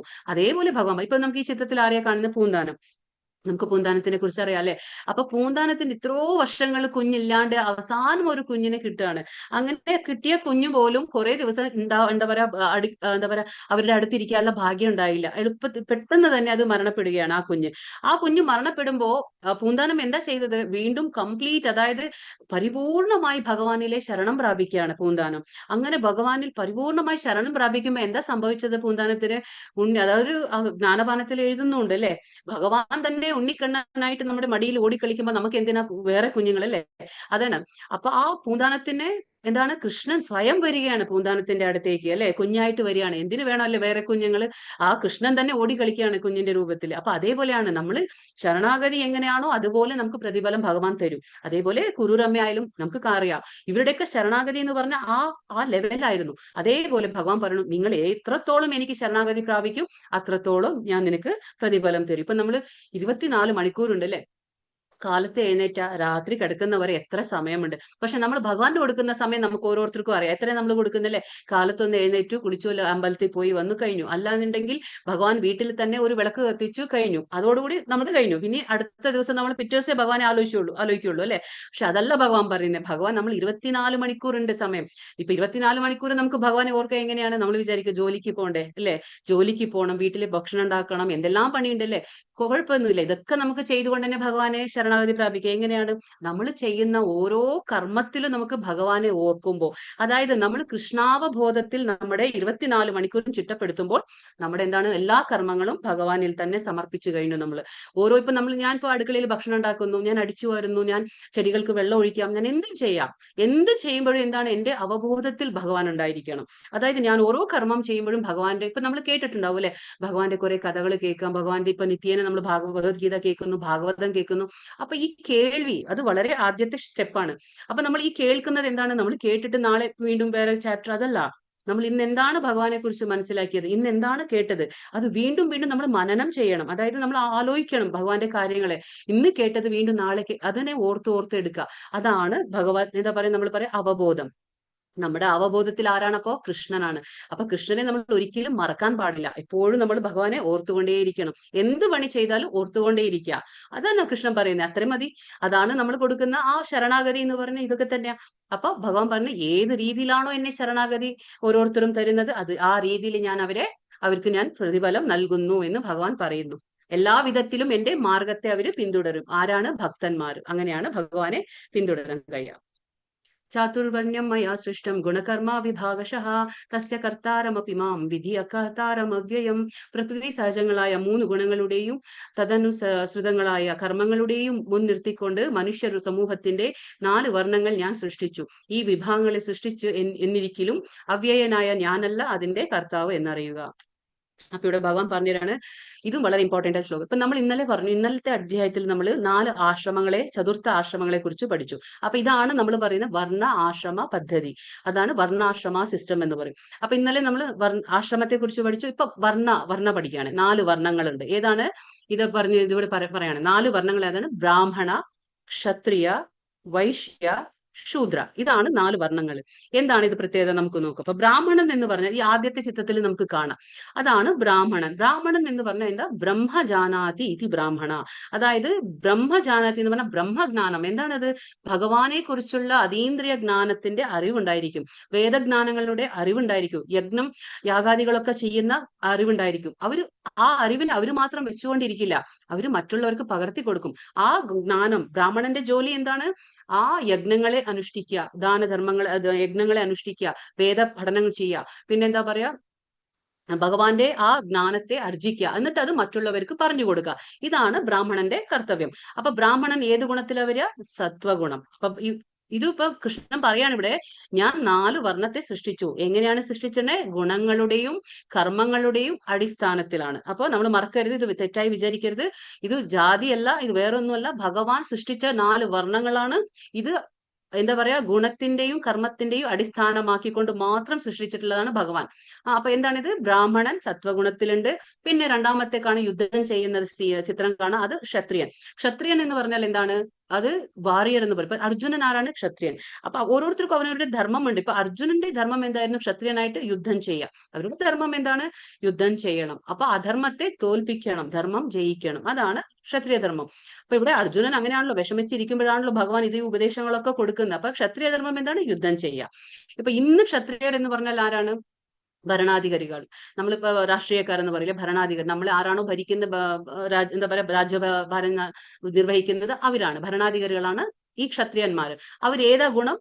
രജോ ഗുണം. അവരേതാ ഗുണം? രജോ ഗുണം. അപ്പൊ ബ്രാഹ്മണൻ സത്വഗുണമാണെങ്കിൽ ക്ഷത്രിയൻ രജോ ഗുണമാണ്. ഇന്ന് തേർഡ് വൺ കാണാം നമുക്ക്. തേർഡ് ആരാ? അത് ആ പശുവിനെയൊക്കെ പിടിച്ചു പോകുന്ന ആളാരാണ്? അത് വൈശ്യ എന്ന് പറയും. വൈശ്യ എന്ന് പറഞ്ഞാൽ വ്യാപാരികളാണ്, അതായത് ബിസിനസ്മെൻ. നമ്മൾ പറയില്ലേ, വ്യാപാരികളാണ് അവര്. കച്ചവടം ചെയ്യുന്നതാണ് അവരുടെ ജോലി. അപ്പൊ അവർ ഏത് ഗുണത്തിലാണ് വരുന്നത്? അവര് വരുന്നത് രജോ ഗുണവും ഉണ്ട്, അവർക്ക് സമ്മിശ്രമായിട്ടുള്ള ഗുണങ്ങളാണ്. രജോ ഗുണവും ഉണ്ടാവും, തമോ ഗുണവും അവരിൽ ഉണ്ടാവും. അപ്പൊ ഈ സമ്മിശ്രമായിട്ടുള്ള ഗുണങ്ങൾ ആരിലാണ് കാണുന്നത്? വൈശ്യ. അവരുടെ മെയിൻ കാര്യം എന്താണ്? കച്ചവടം. അതായത് പാല്, കൃഷി, വാണിജ്യം എന്ന് പറയില്ലേ, അതൊക്കെ കമേഴ്ഷ്യൽ ആണ്. അതായത് പാല്, പിന്നെ പശുവിനെ വളർത്തുക, പിന്നെ കച്ചവടം ചെയ്യുക, ഇതൊക്കെയാണ് അവരുടെ ബിസിനസ്. പിന്നെ നാലാമത്തേത് കാണുന്ന അഗ്രികൾച്ചർ, ആ ഡിപ്പാർട്ട്മെന്റ്. അതിൽ എന്താണ്? അത് തൊഴിലാളി വർഗം. അപ്പൊ ബ്രാഹ്മണ, ക്ഷത്രിയ, വൈശ്യ, ശൂദ്ര. ശൂദ്ര എന്ന് പറയും. നാലാമത്തെ ശൂദ്ര, അത് തമോ ഗുണമാണ്. അവരെന്താണ്? തമോ ഗുണം. അപ്പൊ ഇവര് ശൂദ്ര, അത് എന്താ നമ്മൾ പറയാ? തൊഴിലാളി വർഗം. അപ്പൊ ഇവരുടെ ജോലി എന്ന് പറഞ്ഞാല്, ഇത് കൃഷ്ണൻ നിർവഹിച്ചിട്ടുള്ളതാണ് കേട്ടോ. ഓരോ ഗുണങ്ങളുടെയും കർമ്മങ്ങളുടെയും അടിസ്ഥാനത്ത് ഭഗവാൻ ഇത് സൃഷ്ടിച്ചിട്ടുള്ളതാണ് ഇത്, ഈ വർണ്ണങ്ങൾ, 4 വർണ്ണങ്ങൾ. അപ്പൊ അവരുടെ ജോലി എന്ന് പറഞ്ഞാല് ഈ 3 കാണുന്നില്ലേ, ബ്രാഹ്മണ, ക്ഷത്രിയ, വൈശ്യ, ഈ 3 വിഭാഗങ്ങളെ അവര് സഹകരിക്കണം. അവര് എന്താ, തൊഴിലാളി വർഗമാണ് അവരുടെ പേര്. അപ്പൊ അവരുടെ ഇത് തൊഴിലാളി വർഗമാണ്. അപ്പൊ ഈ 3 പേർക്ക് അവർ സഹായം നൽകണം. ഈ ശൂദ്ര എന്ന് പറയുന്നത്. അപ്പൊ അതാണ് അവരുടെ ധർമ്മം. അപ്പൊ ഓരോരുത്തരും അവരുടെ ധർമ്മം അനുസരിച്ച് അവരുടെ കർത്തവ്യം നിർവഹിച്ചേ മതിയാവുള്ളൂ. അതാണ് ബ്രാഹ്മണ, ക്ഷത്രിയ, വൈശ്യ, ശൂദ്ര. ബ്രാഹ്മണ സത്വഗുണ, ക്ഷത്രിയ രജോ ഗുണ, വൈശ്യ തമോ രജോ ഗുണ, പിന്നെ ശൂദ്ര വന്ന് കംപ്ലീറ്റ്ലി രജോ ഗുണാണ്. അപ്പൊ ഇത് കർമ്മത്തിന്റെയും ഗുണത്തിന്റെയും മാത്രം അടിസ്ഥാനത്തിൽ ഭഗവാൻ സൃഷ്ടിച്ചതാണ്. നമാം കർമാണി ലിബന്തി നമേ കർമ്മ ഫലേസു സ്പൃഹ ഇതി മാം യോഭിജാനാതി കർമ്മഭ്യസന ബദ്ധ്യത്തെ. കർമ്മങ്ങളൊന്നും എന്നെ ബാധിക്കുകയില്ല, എനിക്ക് പല ഇച്ഛയും ഇല്ല. എനിക്ക് എന്താ പറയാ, എന്നെ കുറിച്ചുള്ള ഈ സത്യം മനസ്സിലാക്കിയവർ കർമ്മഫലങ്ങളാൽ ബന്ധിക്കപ്പെടുന്നില്ല. അവരോട് ഭഗവാൻ എന്താ പറയുന്നത്? എനിക്ക് കർമ്മങ്ങളില്ല. അതായത് ഭഗവാന് നമുക്ക് ഇന്നലെ പറഞ്ഞു മനസ്സിലാക്കിയില്ലേ, ഭഗവാൻ ഇവിടെ ഭൂമിയിൽ അവതരിക്കുമ്പോൾ ഭഗവാന് ചെയ്യാനായിട്ടുള്ള ഒരു കർമ്മങ്ങളും ഇല്ല. ഭഗവാൻ പക്ഷേ യദ്യത് ആചരതി ശ്രേഷ്ഠ, നമ്മൾ ഇന്നലെ പഠിച്ചില്ലേ, അത് ശ്രേഷ്ഠരായ വ്യക്തികൾ എന്ത് ചെയ്യോ മറ്റുള്ളവർ അത് തന്നെ ഫോളോ ചെയ്യും. അതുകൊണ്ട് മാത്രം ഭഗവാൻ എന്താണ് കാണിച്ചു തരാണ്. ഇങ്ങനെ ഓരോ അവതാരം എടുക്കുമ്പോഴും ഭഗവാൻ കാണിച്ചു തരാണ് എന്താ ചെയ്യേണ്ടതെന്ന്. ഭഗവാന് ചെയ്യാനായിട്ടുള്ള ഒരു കർമ്മവും ഭഗവാനില്ല. അതായത് ഭഗവാന് കർമ്മ ഫലങ്ങളും ആവശ്യമില്ല. ഭഗവാൻ എന്താണ് വേണ്ടത്? അതിന്റെ ഒന്നും ആവശ്യമില്ല. പിന്നെ ഇപ്പൊ നമുക്കൊരു മനസ്സിലാക്കുക, ഇപ്പൊ ഒരു രാജാവ് ഉണ്ടെങ്കിൽ രാജാവ് പ്രജകൾക്ക് വേണ്ടിയിട്ട് എന്താ ചെയ്യുക? കുറെ നിയമങ്ങൾ ഉണ്ടാക്കും അല്ലെ, കുറെ നിയമങ്ങൾ ഉണ്ടാക്കും. അതായത് എന്തിനാണത്? അത് ആ പ്രജകൾ അതൊക്കെ പാലിക്കണം. അതുകൊണ്ടാണ് രാജാവ് ആ നിയമങ്ങൾ ഉണ്ടാക്കുന്നത്. എന്നും പറഞ്ഞ് രാജാവിനത് ബാധകമല്ല, അത് പ്രജകൾക്ക് വേണ്ടിയിട്ടാണ്. അതേപോലെ ഭഗവാൻ നമ്മളെ ഭൗതിക പ്രപഞ്ചത്തിലേക്ക് അയച്ചു കഴിഞ്ഞു. അപ്പൊ ഈ നിയമങ്ങളൊക്കെ നമുക്കുള്ളതാണ്, ഭഗവാനുള്ളതല്ല. അതുകൊണ്ടാണ് ഭഗവാൻ വർണ്ണങ്ങൾ ഉണ്ടാക്കി, 4 വർണ്ണങ്ങൾ ഉണ്ടാക്കി, 4 ആശ്രമങ്ങൾ ഉണ്ടാക്കി. ഇതൊക്കെ ഭഗവാൻ നമുക്ക് വേണ്ടി ഉണ്ടാക്കിയതാ. അപ്പൊ നമ്മൾ ഏത് ഗുണത്തിലാണോ ഉള്ളത്, ഏതാണോ കർമ്മം നമ്മൾ ചെയ്യുന്നത്, അതനുസരിച്ചാണ് നമ്മുടെ തീരുമാനിക്കപ്പെടുക. ഞാൻ ബ്രാഹ്മണനാണോ, ഞാൻ ക്ഷത്രിയനാണോ, ഞാൻ വൈശ്യയാണോ, ഞാൻ ശൂദ്രനാണോ എന്ന് തീരുമാനിക്കപ്പെടുന്നത് എങ്ങനെയാണ്? നമ്മുടെ കർമ്മത്തിന്റെയും ഗുണത്തിന്റെയും അടിസ്ഥാനത്തിൽ. അല്ലാതെ നമ്മളിപ്പോ കുറെ ജാതി ഒക്കെ പറഞ്ഞത് പിന്നീട് ഒരുപാട് മാറ്റം വന്നു. അതല്ല, ശരിക്കും ഭഗവാൻ ഉണ്ടാക്കിയത് ഇങ്ങനെയാണ്, കർമ്മത്തിന്റെയും ഗുണത്തിന്റെ അടിസ്ഥാനത്തിലാണ്. അപ്പൊ രാജാവിനെ എന്താ പറയാ, രാജാവിനെ നിയമങ്ങൾ ബാധിക്കില്ല, പക്ഷെ അത് പ്രജകൾക്കാണ്. അതേപോലെ ഭഗവാൻ നിയമങ്ങൾ ഉണ്ടാക്കി, അത് നമുക്ക് വേണ്ടിയാണ്, ഭഗവാന് വേണ്ടിയിട്ടല്ല. അതാണ് ഭഗവാൻ പറഞ്ഞ ന ലിബന്തി. ഭഗവാനൊന്നും ഇതൊന്നും ബാധകമല്ല. ഭഗവാന് കർമ്മങ്ങളും ചെയ്യേണ്ടതായിട്ടില്ല. ഭഗവാന് എന്താ പറയാ, ഒരു കർമ്മഫല ഇച്ഛയും ഇല്ല ഭഗവാൻ. ഇതും വളരെ ഇമ്പോർട്ടന്റ് ആയിട്ടുള്ള ശ്ലോകമാണ്. ഗുരുവിന്റെ മഹത്വത്തെ കുറിച്ച് പറഞ്ഞു തരുന്ന ശ്ലോകമാണ്. തദ്വിദ്ധി പ്രണിപാതേന പരിപ്രശ്നേന സേവയാ ഉപദേക്ഷന്തി തേ ജ്ഞാനം ജ്ഞാനിനസ്തത്വദർശിനഃ. ഒരു ആധ്യാത്മിക ഗുരുവിനെ സമീപിച്ച് സത്യത്തെ കുറിച്ച് അറിയാൻ ശ്രമിക്കണം. അദ്ദേഹത്തെ സേവിക്കുക, അദ്ദേഹത്തിൽ നിന്ന് വിനയപൂർവ്വം ചോദിച്ചറിയുക. ആത്മസാക്ഷാത്കാരം ലഭിച്ച ഒരാൾ സത്യം കണ്ടറിഞ്ഞാൽ അദ്ദേഹത്തിന് ജ്ഞാന ഉപദേശം ചെയ്യാൻ കഴിവുണ്ട്. അപ്പൊ ഇവിടെ എന്താ പറയുന്നത്? എന്തിനാണ് നമ്മുടെ ജീവിതത്തിൽ ഒരു ഗുരുവിന്റെ ആവശ്യം? നമുക്ക് തോന്നായിരിക്കും എന്റെ കയ്യിൽ പുസ്തകങ്ങളുണ്ട്, അത് ഞാൻ തന്നെ വായിച്ചിരുന്ന പോരെ. അല്ല, അങ്ങനെയല്ല. നമ്മുടെ അടുത്ത് എത്ര പുസ്തകം ഉണ്ടായാലും, എത്ര നമുക്ക് ഭൗതികമായ വിദ്യാഭ്യാസം ഉണ്ടായാലും ഈ ജ്ഞാനം അതീന്ദ്രിയമാണ്. നമ്മൾ നേരത്തെ പറഞ്ഞു അതീന്ദ്രിയം, അതായത് നമ്മുടെ സാധാരണമായ ഇന്ദ്രിയങ്ങൾക്ക് അപ്പുറത്താണ് ഇത്. നമുക്കൊന്നും ഗ്രഹിക്കാൻ പറ്റില്ല. എപ്പോ ഗ്രഹിക്കാൻ പറ്റില്ല എന്ന് പറഞ്ഞാൽ നമ്മൾ സ്വയം വായിക്കാൻ തുടങ്ങിയാലും നമുക്കിത് മനസ്സിലാക്കാൻ കഴിയില്ല. കാരണം നമുക്ക് ഗുരുക്കന്മാരെ ആവശ്യമുണ്ട്. കാരണം ഗുരുക്കന്മാരെന്ന് പറഞ്ഞാൽ അവർ സത്യത്തെ അറിഞ്ഞ വ്യക്തികളാണ്. അവരുടെ ഗുരുവിൽ നിന്ന് അറിഞ്ഞിട്ടുണ്ടാവും. അപ്പൊ അത് ഗുരു പരമ്പര ഇങ്ങനെ വരുന്നുണ്ട്. അവർ വെറുതെ പറയുന്ന ഒന്നല്ല. അവരുടെ ഗുരുവിൽ നിന്ന് അവരുടെ ഗുരു, അങ്ങനെ ഇത് ഗുരു പരമ്പര ഇങ്ങനെ വരുന്നുണ്ട്. അപ്പോ ആ സത്യത്തെ അവര് ശരിക്കും, അതായത് വേത്തി തത്വതഃ, കൃഷ്ണൻ പറയണ അവര് സത്യത്തെ മനസ്സിലാക്കിയ ആൾക്കാരാണ്. അതുകൊണ്ട് നമ്മൾ എന്ത് ചെയ്യണം? 4 കാര്യങ്ങൾ ഭഗവാൻ പറയാണ് ഇവിടെ. ആദ്യമായി നമ്മൾ ഒരു ആധ്യാത്മിക ഗുരുവിനെ സമീപിച്ചു കഴിഞ്ഞാൽ സെക്കൻഡ് എന്താണ് ചെയ്യേണ്ടത്? സത്യത്തെ കുറിച്ച് അറിയാൻ ശ്രമിക്കണം. അവരിൽ നിന്നും നമ്മൾ സത്യത്തെ കുറിച്ച് അറിയാൻ ശ്രമിക്കണം. മൂന്നാമത്തേത് അദ്ദേഹത്തെ നമ്മൾ സേവിക്കണം, സേവനം ചെയ്യണം. അതായത് ഗുരുവിനെ നമ്മൾ ഒരുപാട് സേവനങ്ങൾ ചെയ്തു കൊടുക്കണം. അപ്പോഴാണ് നമ്മൾ എന്താ പറയാ, ഗുരു ശിഷ്യ ബന്ധം നിൽക്കുക. ഇപ്പൊ നമ്മള് കൃഷ്ണനെ തന്നെ കണ്ടു, അർജുന അല്ലെ. കൃഷ്ണൻ എന്താ പറയാ, ഉപദേശം കൊടുക്കാൻ തുടങ്ങിയപ്പോ അർജുനൻ തേരിൽ ഇരുന്നിട്ടാണോ കേട്ടത്? അല്ല, ഉടനടി തേരിൽ നിന്ന് ഇറങ്ങിയിട്ട് എന്താണ്, താഴെ മുട്ടുകുത്തിയിരുന്നു വിനയപൂർവ്വം കൈകൾ തൊഴുത്, ഇങ്ങനെ കൈകളായിട്ടാണ് ഭഗവാനിൽ നിന്ന് ഉപദേശം കേട്ടത്. അപ്പൊ അതിൽ നിന്ന് നമുക്ക് മനസ്സിലാക്കാം അവർ രണ്ടുപേരും എത്രമാത്രം ഉറ്റ മിത്രങ്ങളായിരുന്നു. പക്ഷെ എങ്കിലും എപ്പോഴാണോ ഗുരു ശിഷ്യ ബന്ധമായിട്ട് അത് മാറിയത്, ഉടനടി ആ ബന്ധത്തിൽ എന്താ പറയാ നമുക്ക് കാണിച്ചു തരാണ് എങ്ങനെയാണ് ഗുരു ശിഷ്യ ബന്ധം ഉണ്ടാവേണ്ടത്. അല്ലാണ്ട് നമ്മൾ അഹങ്കാരത്തിലോ ഒന്നും ഗുരുവിനെ സമീപിക്കാൻ പാടില്ല. അല്ലാതെ ചിലവരുണ്ടാവും ഗുരുവിന്റെ എന്താ പറയാ ജ്ഞാനത്തെ ചോദ്യം ചെയ്യുന്ന ആൾക്കാരുണ്ടോ, അതും പാടില്ല. നമ്മൾ ഗുരുവിന്റെ ജ്ഞാനത്തെ ചോദ്യവും ചെയ്യാൻ പാടില്ല. കാരണം നമ്മൾ വിനയപൂർവ്വം, അതാണ് ഭഗവാൻ ഇവിടെ വീണ്ടും പറയണേ, വിനയപൂർവ്വം ചോദിച്ചറിയണം. അല്ലാതെ ഗുരുവിന്റെ ജ്ഞാനത്തെ നമ്മൾ പരീക്ഷിക്കണം എന്ന നിലയിൽ പോകരുത്. പക്ഷെ ഗുരുവിന്റെ അടുത്ത് വിനയപൂർവ്വം, നമുക്ക് സംശയങ്ങൾ ഉണ്ടാവാം, ഇല്ലാന്നില്ല. പക്ഷെ ആ സംശയങ്ങളെ നമ്മൾ വിനയപൂർവ്വം വേണം ചോദിച്ച് അറിയാൻ. അത് മനസ്സിലാക്കുക എന്നുള്ള ഉദ്ദേശത്തോടു കൂടി നമ്മൾ ചോദിച്ചറിയണം. പിന്നെ ആത്മസാക്ഷാത്കാരം ലഭിച്ച ഒരാളാണ് ആര്? ഗുരു. അതുകൊണ്ട് എന്താണ്, അവർ സത്യം കണ്ടറിഞ്ഞ വ്യക്തികളാണ്. അതുകൊണ്ട് നമുക്ക് അവർ അതേ ജ്ഞാനം നമുക്ക് അതേപടി നമുക്ക് ഉപദേശം നൽകും. അതാണ് ഗുരുവിനെ സമീപിക്കേണ്ട ഒരു രീതി. പിന്നെ ഇവിടെ ഈ ചിത്രത്തിൽ ആരാ കാണുന്നേ? അത് കൃഷ്ണനും ബലരാമനാണ്. അത് അവരുടെ ഗുരുവാണ്. അപ്പൊ നമുക്ക് അറിയാം കൃഷ്ണന് അറിയാത്ത വിദ്യകളുണ്ടോ? കൃഷ്ണൻ എല്ലാം സൃഷ്ടിച്ച സൃഷ്ടികർത്താവാണ് കൃഷ്ണൻ. കൃഷ്ണന് എന്തെങ്കിലും അറിയാനുണ്ടോ? ആരുടെയെങ്കിലും കയ്യിൽ അടുത്ത് ചെന്നിട്ട് എന്തെങ്കിലും മനസ്സിലാക്കാനുണ്ടോ? ഒന്നുമില്ല. പക്ഷെ ഭഗവാൻ ഭൂമിയിൽ വരുമ്പോ യദ്യത് ആചരതി ശ്രേഷ്ഠ കാണിച്ചു തരാണ് നമുക്ക്. നമ്മൾ എന്ത് തന്നെ ആയാലും ഗുരുവിനെ സമീപിക്കണം. എങ്കിൽ മാത്രമേ നമുക്ക് ആധ്യാത്മിക ജ്ഞാനം, അതായത് എന്താ പറയുക, സ്പിരിച്വൽ നോളജ് നമുക്ക് ശരിയായ രീതിയിൽ നമുക്ക് ലഭിക്കുകയുള്ളൂ. ഇത് സന്ദീപനി മുനിയാണ്. ആരാണ് സന്ദീപനി? ഗുരു എന്താ പറയുക, കൃഷ്ണന്റെ ഗുരുവാണിത്. സന്ദീപനി ഗുരുവാണ്. അപ്പൊ കൃഷ്ണൻ പോലും ഭൂമിയിലേക്ക് അവതരിച്ചപ്പോൾ ഗുരുവിനെ സമീപിച്ച് അവരിൽ നിന്നും വിദ്യാഭ്യാസം എല്ലാം നേടിയതാണ്. അപ്പൊ അതേപോലെ നമ്മളും ആദ്യം എന്താ പറയാ, ഗുരുവിനെ സമീപിക്കണം. രണ്ടാമത് എന്താ പറയാ, സത്യത്തെ കുറിച്ച് അറിയാൻ ശ്രമിക്കണം. മൂന്നാമത് എന്താണ്, അദ്ദേഹത്തെ സേവിക്കണം. നാലാമത്തേത് വിനയപൂർവ്വം ചോദിച്ച് അറിയണം.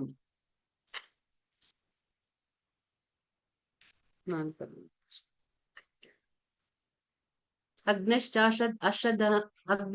അശ്രദ്ധാനശ്ച സംശയാത്മാ വിനിശ്യതി നായം ലോകോസ്തി ന പരോ ന സുഖം സംശയാത്മനഃ. ധർമ്മശാസ്ത്രങ്ങളെ സംശയ ദൃഷ്ട്യാ വീക്ഷിക്കുന്ന അജ്ഞരും അവിശ്വാസികളുമായവർക്ക് ഈശ്വരബോധം ലഭിക്കുന്നില്ല. അവർ അധപതിക്കുന്നു. സംശയാലുവായ ജീവന് ഇഹലോകത്തിലും പരലോകത്തിലും സന്തുഷ്ടി ലഭിക്കുന്നില്ല. അപ്പൊ ഇവിടെ സംശയാത്മാ വിനശ്യതി. ഭഗവാൻ പറയണേ, ആർക്കാണോ സംശയങ്ങൾ ഉള്ളത് അവർക്ക് ഈ ലോകത്തായിക്കോട്ടെ മരിച്ചു കഴിഞ്ഞ പരലോകത്തിലായിക്കോട്ടെ കർമ്മം അനുസരിച്ച് അവർ ഏത് ലോകത്തേക്കും വേണമെങ്കിലും പോകാം. ഉപരി ലോകമുണ്ട്, അധമ ലോകങ്ങളുണ്ട്. അപ്പൊ ഏത് ലോകത്തിലേക്ക് പോയാലും അവർക്ക് സമാധാനം ജ്ഞാനം കിട്ടുന്നില്ല. കാരണം എന്താ വെച്ചാൽ അവർ സംശയാത്മാവാണ്. സംശയങ്ങൾ വേണം, നമുക്ക് സംശയങ്ങളൊക്കെ വേണം. കാരണം അതിനെ നമ്മൾ വിനയപൂർവ്വം ഗുരുവിന്റെ അടുത്ത് ചെന്ന് ചോദിച്ച് മനസ്സിലാക്കി നമ്മൾ അതിൽ പരിപൂർണ്ണ വിശ്വാസം ഉണ്ടായിരിക്കണം. പക്ഷേ ചിലവരുണ്ടാവും, ഇപ്പൊ നമുക്കറിയാലേ, നമുക്ക് എന്തെങ്കിലും നമ്മുടെ കുറച്ച് അറിവ് നമുക്കുള്ളതിനെ നമ്മൾ ഭഗവാന്റെ കാര്യങ്ങൾ നമ്മൾ ഇങ്ങനെ കേട്ടിട്ടുണ്ട്, നമ്മൾ ഭഗവത്ഗീത ഇങ്ങനെ കേട്ടിട്ടുണ്ട്, ഭാഗവതം ഇങ്ങനെ കേട്ടറിഞ്ഞിട്ടുണ്ട്, അപ്പൊ ഇങ്ങനെയെന്ന് പറഞ്ഞു കൊടുക്കുമ്പോൾ ചിലർക്ക് അത് വിശ്വസിക്കില്ല. അവര് പറയും, ഓ ഇതൊക്കെ വെറുതെ പറയുന്ന, ഇതൊന്നും ഇങ്ങനെയൊന്നും നടന്നിട്ടില്ല, ഇതൊന്നും ഇല്ല. അപ്പൊ അവർ അവിശ്വസിക്കും. അങ്ങനെയുള്ളവർ ഒരിക്കലും, അത് ഭഗവാൻ തന്നെ പറയണം, അവർക്ക് എന്താ പറയാ, സംശയാത്മ വിനശ്യതി, അവർക്ക് ഒരിക്കലും എന്താ പറയാ നല്ലതാവില്ല. കാരണം എന്ന് വെച്ചാൽ അവർക്ക് എല്ലാത്തിലും സംശയം, പക്ഷെ ഭഗവാന്റെ കാര്യത്തിൽ പോലും സംശയം. നമ്മൾ പറഞ്ഞില്ലേ, ഭക്തന്മാർ ഭഗവാനെ വിശ്വസിക്കും, ഭഗവാന്റെ ഓരോ വാക്കുകളും ഗുരുവിന്റെ വാക്കുകളും അവരൊക്കെ വിശ്വസിച്ചാണ് ആ വഴിക്ക് നീങ്ങുന്നത്. പക്ഷേ അസുരന്മാരുണ്ട്, അതായത് അസുരന്മാർക്ക് എന്താണ്, ഭഗവാനെ വിശ്വാസമില്ല. ഭഗവാൻ സ്വയം അവതരിക്കുമ്പോൾ പോലും, ഇവൻ കംസനെ നമ്മൾ കണ്ടില്ലേ, എന്തിനാണ് കംസനെ വധിക്കേണ്ടി വന്ന കൃഷ്ണനെ? കംസന് വിശ്വാസമില്ല, ഭഗവാൻ എന്നുള്ള ആ അറിവില്ല. ദുര്യോധനൻ എന്താ ചെയ്തേ? ഭഗവാൻ ദുര്യോധന്റെ അടുത്ത് സമീപിച്ചു, എന്നിട്ടും ദുര്യോധനന് അത് മനസ്സിലാക്കാൻ കഴിഞ്ഞു, ഇത് ഭഗവാനാണ്, ഭഗവാന്റെ വാക്കുകളാണ്. പക്ഷെ അതുകൊണ്ടാണ് ഭഗവാൻ അർജുനനെ തെരഞ്ഞെടുത്തത്. കാരണം അർജുനന് വിശ്വാസമുണ്ട്, അർജുനൻ ഭഗവാന്റെ ഭക്തനാണ്, ശിഷ്യനാണ്, മിത്രനാണ്. അതുകൊണ്ടാണ് ഭഗവാൻ പറയുന്നത് സംശയാത്മാ വിനശ്യതി. അപ്പൊ സംശയം ചെയ്യുന്ന ആൾക്കാർക്ക് ഒരിക്കലും ഈ ലോകത്തായിക്കോട്ടെ പരലോകത്ത് സന്തുഷ്ടിയൊന്നും ലഭിക്കാൻ പോകുന്നില്ല എന്ന് ഭഗവാൻ പറഞ്ഞു കൊടുക്കുകയാണ്.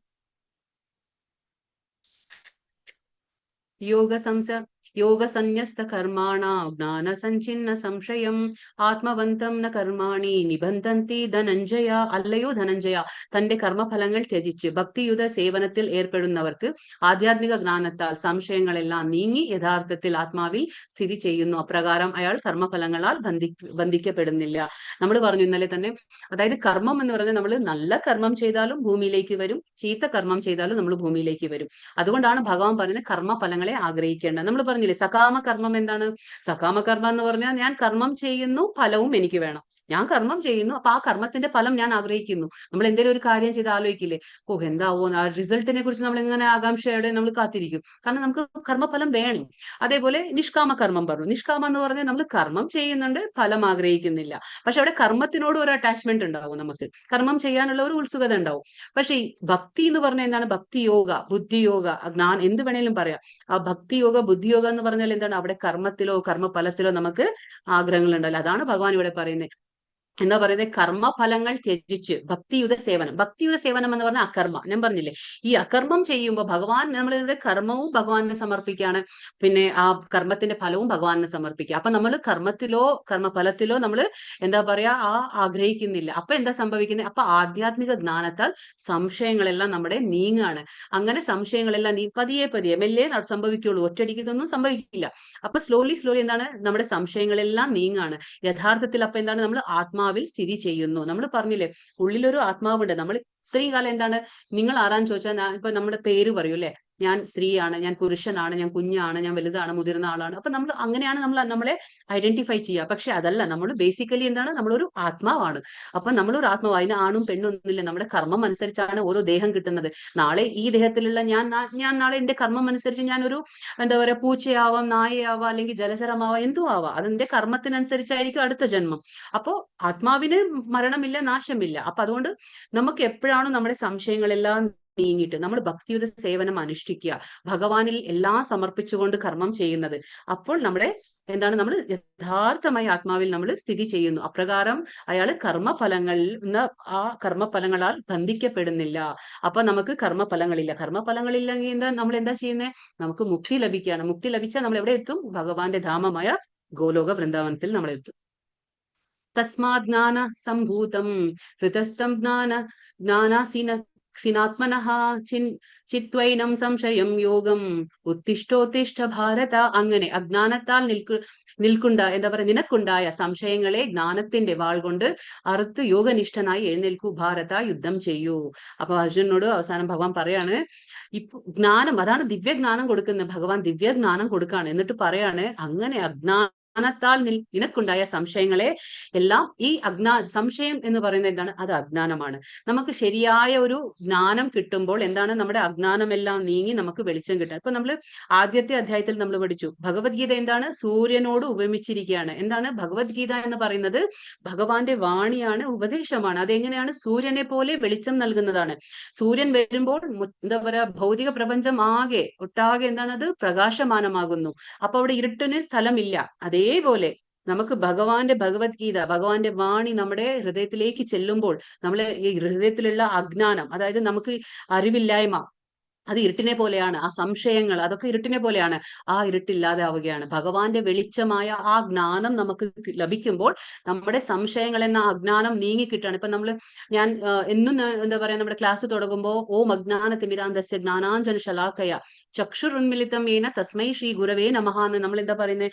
അത് പറയുന്നത് ഇത് തന്നെയാണ്. അതായത് തിമിരം ബാധിച്ച കണ്ണാണ് എനിക്ക്. ആ തിമിരം ബാധിച്ച കണ്ണുകൊണ്ട് നമുക്ക് എന്തെങ്കിലും കാണാൻ കഴിയോ? കാണാൻ കഴിയില്ല. എല്ലാം മങ്ങലല്ലേ, ഒന്നും ക്ലിയർ ആയിട്ട് നമുക്ക് സ്പഷ്ടമായി കാണാൻ കഴിയില്ല. അപ്പൊ തിമിരം ബാധിച്ച കണ്ണുകൾക്ക് ഈ ഗുരു എങ്ങനെയാണ് നമ്മുടെ ജീവിതത്തിലേക്ക് വരുന്നത്? ആ ഗുരു നമ്മുടെ വെളിച്ചമായിട്ടാണ് വരുന്നത്. ആ തിമിരത്തെ ഇല്ലാതാക്കി ആ ശരിയായ വെളിച്ചം നമുക്ക് നൽകി, ഭഗവാന്റെ ആ ജ്ഞാനം നമുക്ക് നൽകി നമ്മുടെ അന്ധകാരത്തെ, അതായത് നമ്മുടെ അജ്ഞാനം എന്ന ആ ഇരുട്ടിനെ ഇല്ലാതാക്കുകയാണ്. ആര്? ഗുരു. അപ്പൊ അങ്ങനെയാണ് കൃഷ്ണൻ ഇപ്പൊ ഗുരുസ്ഥാനത്താണല്ലോ. അപ്പൊ ഭഗവാൻ എല്ലാം കൊടുക്കാണ്. ആർക്ക്? അർജുനന്. അർജുനന് ഒരുപാട് സംശയങ്ങളാണല്ലോ. ആ സംശയങ്ങളൊക്കെ തീർത്തു കൊടുത്ത് ഭഗവാൻ ശരിയായ ഒരു വെളിച്ചം കൊടുക്കുകയാണ്. ആർക്ക്? അർജുനന് ആ ജ്ഞാനത്തിന്റെ വെളിച്ചം കൊടുക്കുകയാണ്. അപ്പൊ പറയാണ്, ഇപ്പൊ നിന്റെ അജ്ഞാനത്താൽ നിനക്കുണ്ടായ ആ സംശയങ്ങളെ ജ്ഞാനത്തിന്റെ, ഇപ്പൊ നിനക്ക് കിട്ടിയ ജ്ഞാനം ഉണ്ടല്ലോ, ആ ജ്ഞാനത്തിന്റെ വാൾ കൊണ്ട് അറുത്ത് യോഗനിഷ്ഠനായി എഴുന്നേൽക്കൂ. അതിനെയൊക്കെ ഇല്ലാതാക്കാൻ, അതായത് ആ സംശയങ്ങളാകുന്ന അജ്ഞാനത്തെ അജ്ഞാനം കൊണ്ട് ഇല്ലാതാക്കി നീ എഴുന്നേറ്റ് നിൽക്കൂ, യോഗനിഷ്ഠനായി എഴുന്നേറ്റ് നിന്ന് യുദ്ധം ചെയ്യൂ എന്ന് ഭഗവാൻ അർജുനനോട് പറയാണ്. ഹരേ കൃഷ്ണ കൃഷ്ണ കൃഷ്ണ ഹരേ ഹരേ, ഹരേ രാമ രാമ രാമ ഹരേ ഹരേ. വാഞ്ചാകൽപതരുഭ്യശ്ച കൃപാ സിന്ധുഭ്യൈവ ച പതിതാനാം പാവനേഭ്യോ വൈഷ്ണവേഭ്യോ നമോ നമഃ. അനന്തകോടി വൈഷ്ണവവൃന്ദ കി ജയ്, ശ്രീല പ്രഭുപാദ കി ജയ്, ഗുരുദേവ് കി ജയ്. അപ്പൊ ക്വസ്റ്റ്യൻസ് നോക്കാം നമുക്കിന്ന്.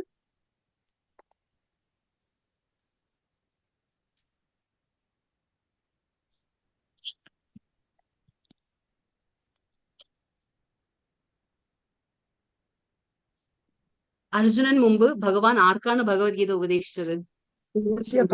സൂര്യദേവനായ വിവസ്വൻ. ശിഷ്യ പരമ്പരയിലെ ആദ്യത്തെ 3 പേര് ആരെല്ലാണ്?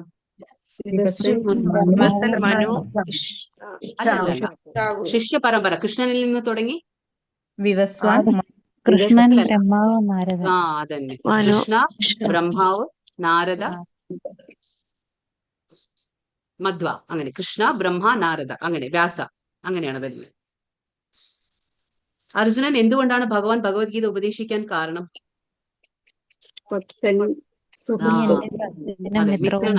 മിത്രവുമാണ്. അതെ. എന്താ പറയാ, വിവസ്വാൻ ഭഗവത്ഗീത ഉപദേശിച്ചത് എങ്ങനെയെന്ന് അർജുനന്റെ ചോദ്യത്തിന് ഭഗവാൻ നൽകുന്ന മറുപടി ഏതാണ്? അനേകം ജന്മം മുന്നേ ശത്രുക്കളെ കീഴടക്കുവാനോ എനിക്കും നിനക്കും എണ്ണമറ്റ ജന്മങ്ങൾ കഴിഞ്ഞു പോയാലും സാധ്യമല്ല. അതെ, ഭഗവാൻ പറയാണ്, എണ്ണമറ്റ ജന്മങ്ങൾ എനിക്കും നിനക്കും കഴിഞ്ഞു പോയി, പക്ഷെ നിനക്ക് അതൊന്നും ഓർമ്മയില്ല, പക്ഷെ ഭഗവാൻ അതെല്ലാം ഓർമ്മയുണ്ട്. അങ്ങനെയാണ് അത് പറഞ്ഞത്, ആൻസർ കൊടുത്തത്. ഭഗവാൻ തന്റെ അവതാരത്തെ പറ്റി പറയുന്ന ശ്ലോകം ഏതാണ്? അല്ല, ആറാമത്തെ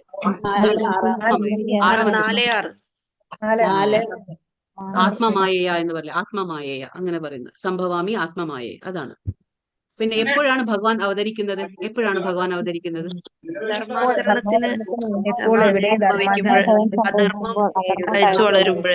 അധർമ്മം താഴ്ച വളരുന്നുവോ അപ്പോഴെല്ലാം ഭഗവാൻ അവതരിക്കുകയാണ്.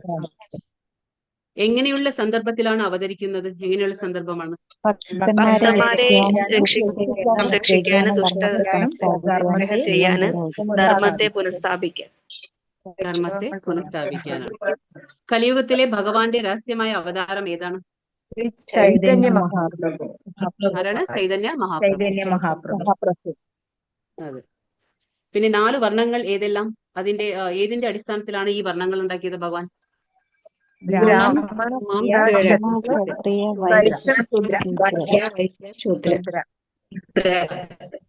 ഇതൊക്കെ ഏത് അടിസ്ഥാനത്തിലാണ്? ഗുണം ബ്രഹ്മ കർമ്മ ബ്രഹ്മജ്ഞാന സത്വഗുണം ഗുണം ഗുണത്തിന്റെയും പിന്നെ ഗുണത്തിന്റെയും കർമ്മത്തിന്റെയും കർമ്മത്തിന്റെയും അടിസ്ഥാനത്താണ്. ശ്ലോകം 4:34 എന്തിനെ കുറിച്ചാണ് ഭഗവാൻ പറയുന്നത്? ജ്ഞാനോപദേശത്തെക്കുറിച്ച്. എന്താണ്? ജ്ഞാനോപദേശത്തെക്കുറിച്ച്. ഗുരുവിന്റെ മഹത്വത്തെ കുറിച്ചാണ്. ഗുരുവിനെ നമ്മൾ സ്വീകരിക്കേണ്ട അതിനെ കുറിച്ചാണ് ഭഗവാൻ പറയുന്നത്. അതായത് ആധ്യാത്മിക ഗുരുവിനെ നമ്മൾ സ്വീകരിച്ച് സത്യത്തെ മനസ്സിലാക്കണം. എന്താണ്? ആധ്യാത്മിക ഗുരുവിനെ നമ്മൾ സ്വീകരിച്ച് സത്യത്തെ മനസ്സിലാക്കണം. അതാണ് ഭഗവാൻ പറയുന്നത്.